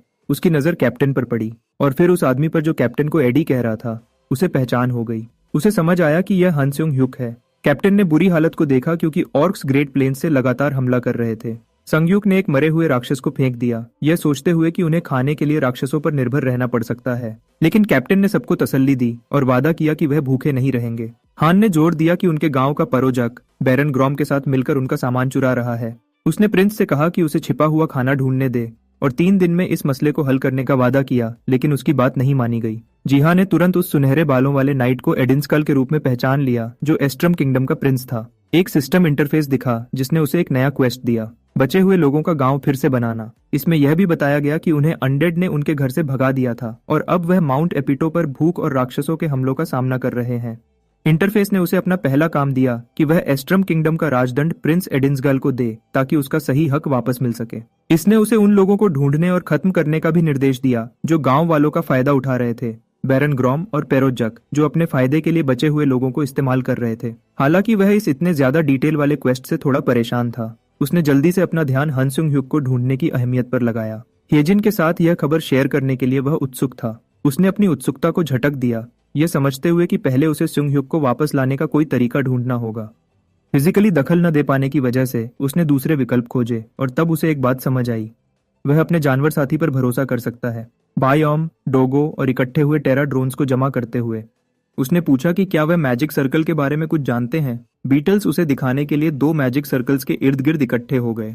जब स्काउट ने दोनों पर एसेंस स्टोन्स रखे, सर्कल्स हरे और पीले रंग में चमक उठे।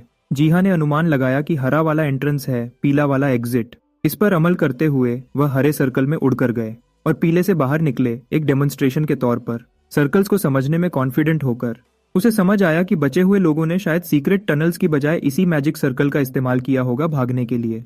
उसने अनुमान लगाया कि एग्जिट माउंट अपाइडो के पास होना चाहिए और उसे ढूंढने से वह संग युग को वापस ला सकता है। जीहा ने सर्कल के निशान को देखा जो एक प्टेरोड्रोन जैसा लगता था और उसने अपने हेल्पर्स से उनके सफर के तरीकों के बारे में पूछा, लेकिन उसे पता चला कि वह सर्कल का इस्तेमाल नहीं करते। स्काउट ने वर्ल्ड ट्री की तरफ इशारा किया, जिसने जीहा को सोचा कि यह अर्थ को गहना से जोड़ सकता है और एक पुल का काम कर सकता है। तो उसने लीडर को माउंट अपाइडो के आसपास एक मैजिक सर्कल ढूंढने का हुक्म दिया। इसी बीच सीन एक भरे पूरे गांव की तरफ बदलता है, जहां गांव वाले खाने का सामान उतार रहे थे, लेकिन उनकी चिंता बढ़ गई जब उन्हें पता चला कि यह मुश्किल से 1 हफ्ते चलेगा। प्रिंस एडिनस्कुल ने पराजक का सामना किया, यह बताते हुए कि मिला हुआ खाना ट्रेड किए गए मिनरल्स की मात्रा से मैच नहीं करता। पैराजैक ने बात पलट दी, यह कहते हुए कि दूसरी पार्टी भी मुश्किल में है, उनके खेत राक्षसों से भरे हुए हैं। सुंग-ह्युक को उसकी ईमानदारी पर शक था, फिर भी प्रिंस ने उसे इस बात को छोड़ने का निर्देश दिया। ईडनस्कॉल ने परोजक से और सामान सिक्योर करने के तरीकों के बारे में पूछा, लेकिन उसने मना कर दिया कि उसे कुछ नहीं पता।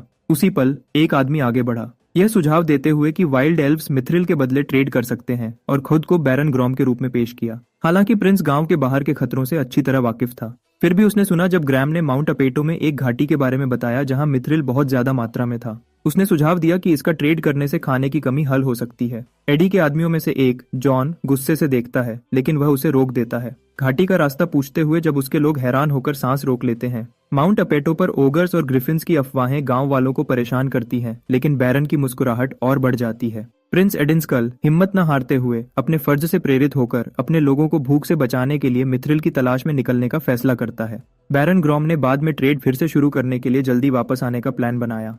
प्रिंस ने घोषणा की कि वह मिथ्रिल मिलने के बाद वाइल्ड एल्व्स के साथ ट्रेड करने के लिए खुद उनके साथ जाएगा, लेकिन उन्होंने उसे चेताया कि उनका गांव बाहर वालों को पसंद नहीं करता। उसने बैरन को याद दिलाया कि वह भी कभी उनके लिए अजनबी था। सुन्युक अपनी जिंदगी और दूर इंतजार कर रही अपनी महबूबा के लिए चिंतित था। उसे प्रिंस के इस वादे से तसल्ली मिली कि मिथ्रिल की यात्रा के दौरान वह उसे सुरक्षित रखेगा। सीन एक पवित्र स्थान की तरफ बदलता है, जहां एक औरत एक बड़े देवता से प्रार्थना कर रही है। परछाइयों से बैरन उसे देख रहा है, यह महसूस करते हुए कि उसके प्लान का वक्त करीब आ रहा है। कहानी गहना कॉन्टिनेंट पर एस्ट्रम किंगडम के उत्थान और पतन को बताती है। कभी शांति और खुशहाली का एक राज्य था, यह राक्षसों के खिलाफ एक लगातार युद्ध से तबाह हो गया। बचे हुए लोग प्रिंस एडिनस्कल के पीछे इकट्ठे हो गए, अपने बर्बाद घर को छोड़कर माउंट अपाइडो की तरफ भागे ताकि अनडेड की फौज से बच सकें। लेकिन राक्षस अब भी धमकी दे रहे थे और पहाड़ पर भी खाना कम था। इस गड़बड़ के बीच बैरन ग्रॉम और परोजक वाइल्ड एल्व्स के साथ ट्रेड को अपने फायदे के लिए इस्तेमाल कर रहे थे और सामान जमा कर रहे थे। प्रिंस एडिनस्किल को अपने लोगों के लिए खड़ा होने पर मजबूर कर रहे थे। कहानी फिर अभी के पल में बदलती है, जहां गॉड की विजन से जीहा ग्रुप को माउंट एपिटो की तरफ बढ़ते हुए देखता है। उसे गुस्सा आता है जब उसे पता चलता है कि ग्रुप ओगर्स का सामना करने के लिए अकेला निकल पड़ा है। वह ड्रेड ग्रेड के जीव हैं जिनमें मोटी चमड़ी, तेज रिजेनरेशन और बहुत ज्यादा ताकत है, हालांकि उनकी बुद्धि कम है। गांव वालों ने सिर्फ एक विजन दी थी, न कि उसके प्टेरोड्रोन्स तक पहुंच, इसलिए उसका दखल देना मुश्किल था। फिर भी सुंग-ह्युक की बेजोड़ स्किल और ईडनस्कल की ब्लैक लायन नाइट्स पर जीत देखकर उसने सोचा कि वह अब भी लड़ाई का नतीजा बदल सकते हैं। अचानक जीहा को किसी की रहस्यमयी प्रार्थना सुनाई देती है। दूर एक धुंधले पवित्र स्थान में सेलिना नाम की एक पवित्र आत्मा प्रार्थना कर रही है। उसकी सोच उन लोगों के लिए थी जो अपने लोगों के लिए बहादुरी से लड़ रहे थे। फिर उसे अजीब मैसेजेस मिलते हैं, यह बताते हुए कि सेलेना सेंटेस उसकी मदद के लिए बुला रही है। एक नया मिशन, गॉड्स मर्सीफुल प्रॉफिट, उसे उसकी गाइडेंस से गांव की मदद करके विश्वास फैलाने का काम देता है। उसे यह भी पता चला कि जब भी सेलिना प्रार्थना करती है, उसे उसके साथ बात करने और चीजें बदलने के लिए 3 मिनट का समय मिलता है। उसने अपनी उत्सुकता जाहिर की, जिसे सेलिना ने प्रार्थना के बीच में ही महसूस कर लिया, और उसने हैरानी से जल्दी से अपना मुंह ढक लिया। निश्चित होकर उसने गार्डन के रिसोर्सेज को ऑर्गेनाइज किया, मिशन को पूरा करने का तरीका ढूंढते हुए। टेरोड्रोन्स का एक झुंड इकट्ठा होता है। कुछ ने सनग्लासेस पहने थे और वह कॉन्फिडेंट लग रहे थे। जीहा ने कंफर्म किया कि स्काउट्स और वॉरियर्स दोनों मौजूद हैं। फिर उन्हें अपने अगले मिशन के बारे में बताया। माउंट एपिटो पर एक मैजिक सर्कल ढूंढो, बचे हुए लोगों पर नजर रखो और आज रात कुछ भी अजीब हो तो रिपोर्ट करो, उसने टेराड्रोन नाइट को निर्देश दिया। प्रिंस एडिन स्कॉल को एक हथियार देने के लिए, यह जानते हुए कि उनका अभी का सामान काफी नहीं है। जब फौज आगे बढ़ी, डोगो और बियोम पीछे से देख रहे थे। डोगो ने पूछा कि क्या बिल्ली जिहा बी को छोड़ देगी, लेकिन बायोम ने कहा कि उनके मास्टर को उनकी असली मौजूदगी का सामना करने से पहले और मजबूत होना होगा। टेंशन बढ़ गई जब डोगो की बेचैनी बियोम की सावधानी से मिली और दोनों फिर से झगड़ने लगे। बैरन ग्रॉम और पारोजक प्रिंस की गैर मौजूदगी का मजा ले रहे थे, इसे अपनी चालों को आगे बढ़ाने का मौका समझते हुए। उन्हें यकीन था कि यंग प्रिंस का अनुभवहीन होना और अपनी तलवार पर ज्यादा भरोसा करना उसे और उसके साथी को राक्षसों के लिए आसान निशाना बना देता है। बैरन ने पेरोजक से उस चीज के बारे में पूछा जिसे वाइल्ड एल्व्स राक्षसों का शिकार करने के लिए इस्तेमाल करते हैं। पेरोजक ने कंफर्म किया कि एक बार सूंघने से भी ओगर्स तुरंत मरने की बजाय एक खतरनाक जुनून में चले जाते हैं, लेकिन उसने मोटे आदमी को चुप रहने और अपनी स्कीम पूरी होने के बाद सेलिब्रेशन करने को याद दिलाया। पेरोजक बाहर निकला, बैरन के लिए दुश्मनी और नफरत से भरा हुआ था। यह अनजान था कि कुछ छिपे हुए टेराड्रोन्स उसकी हर हरकत पर नजर रख रहे थे। बैरन ग्रॉम कॉन्फिडेंस से हंस रहा था, खुद को एस्ट्रम का नया राजा सोच रहा था।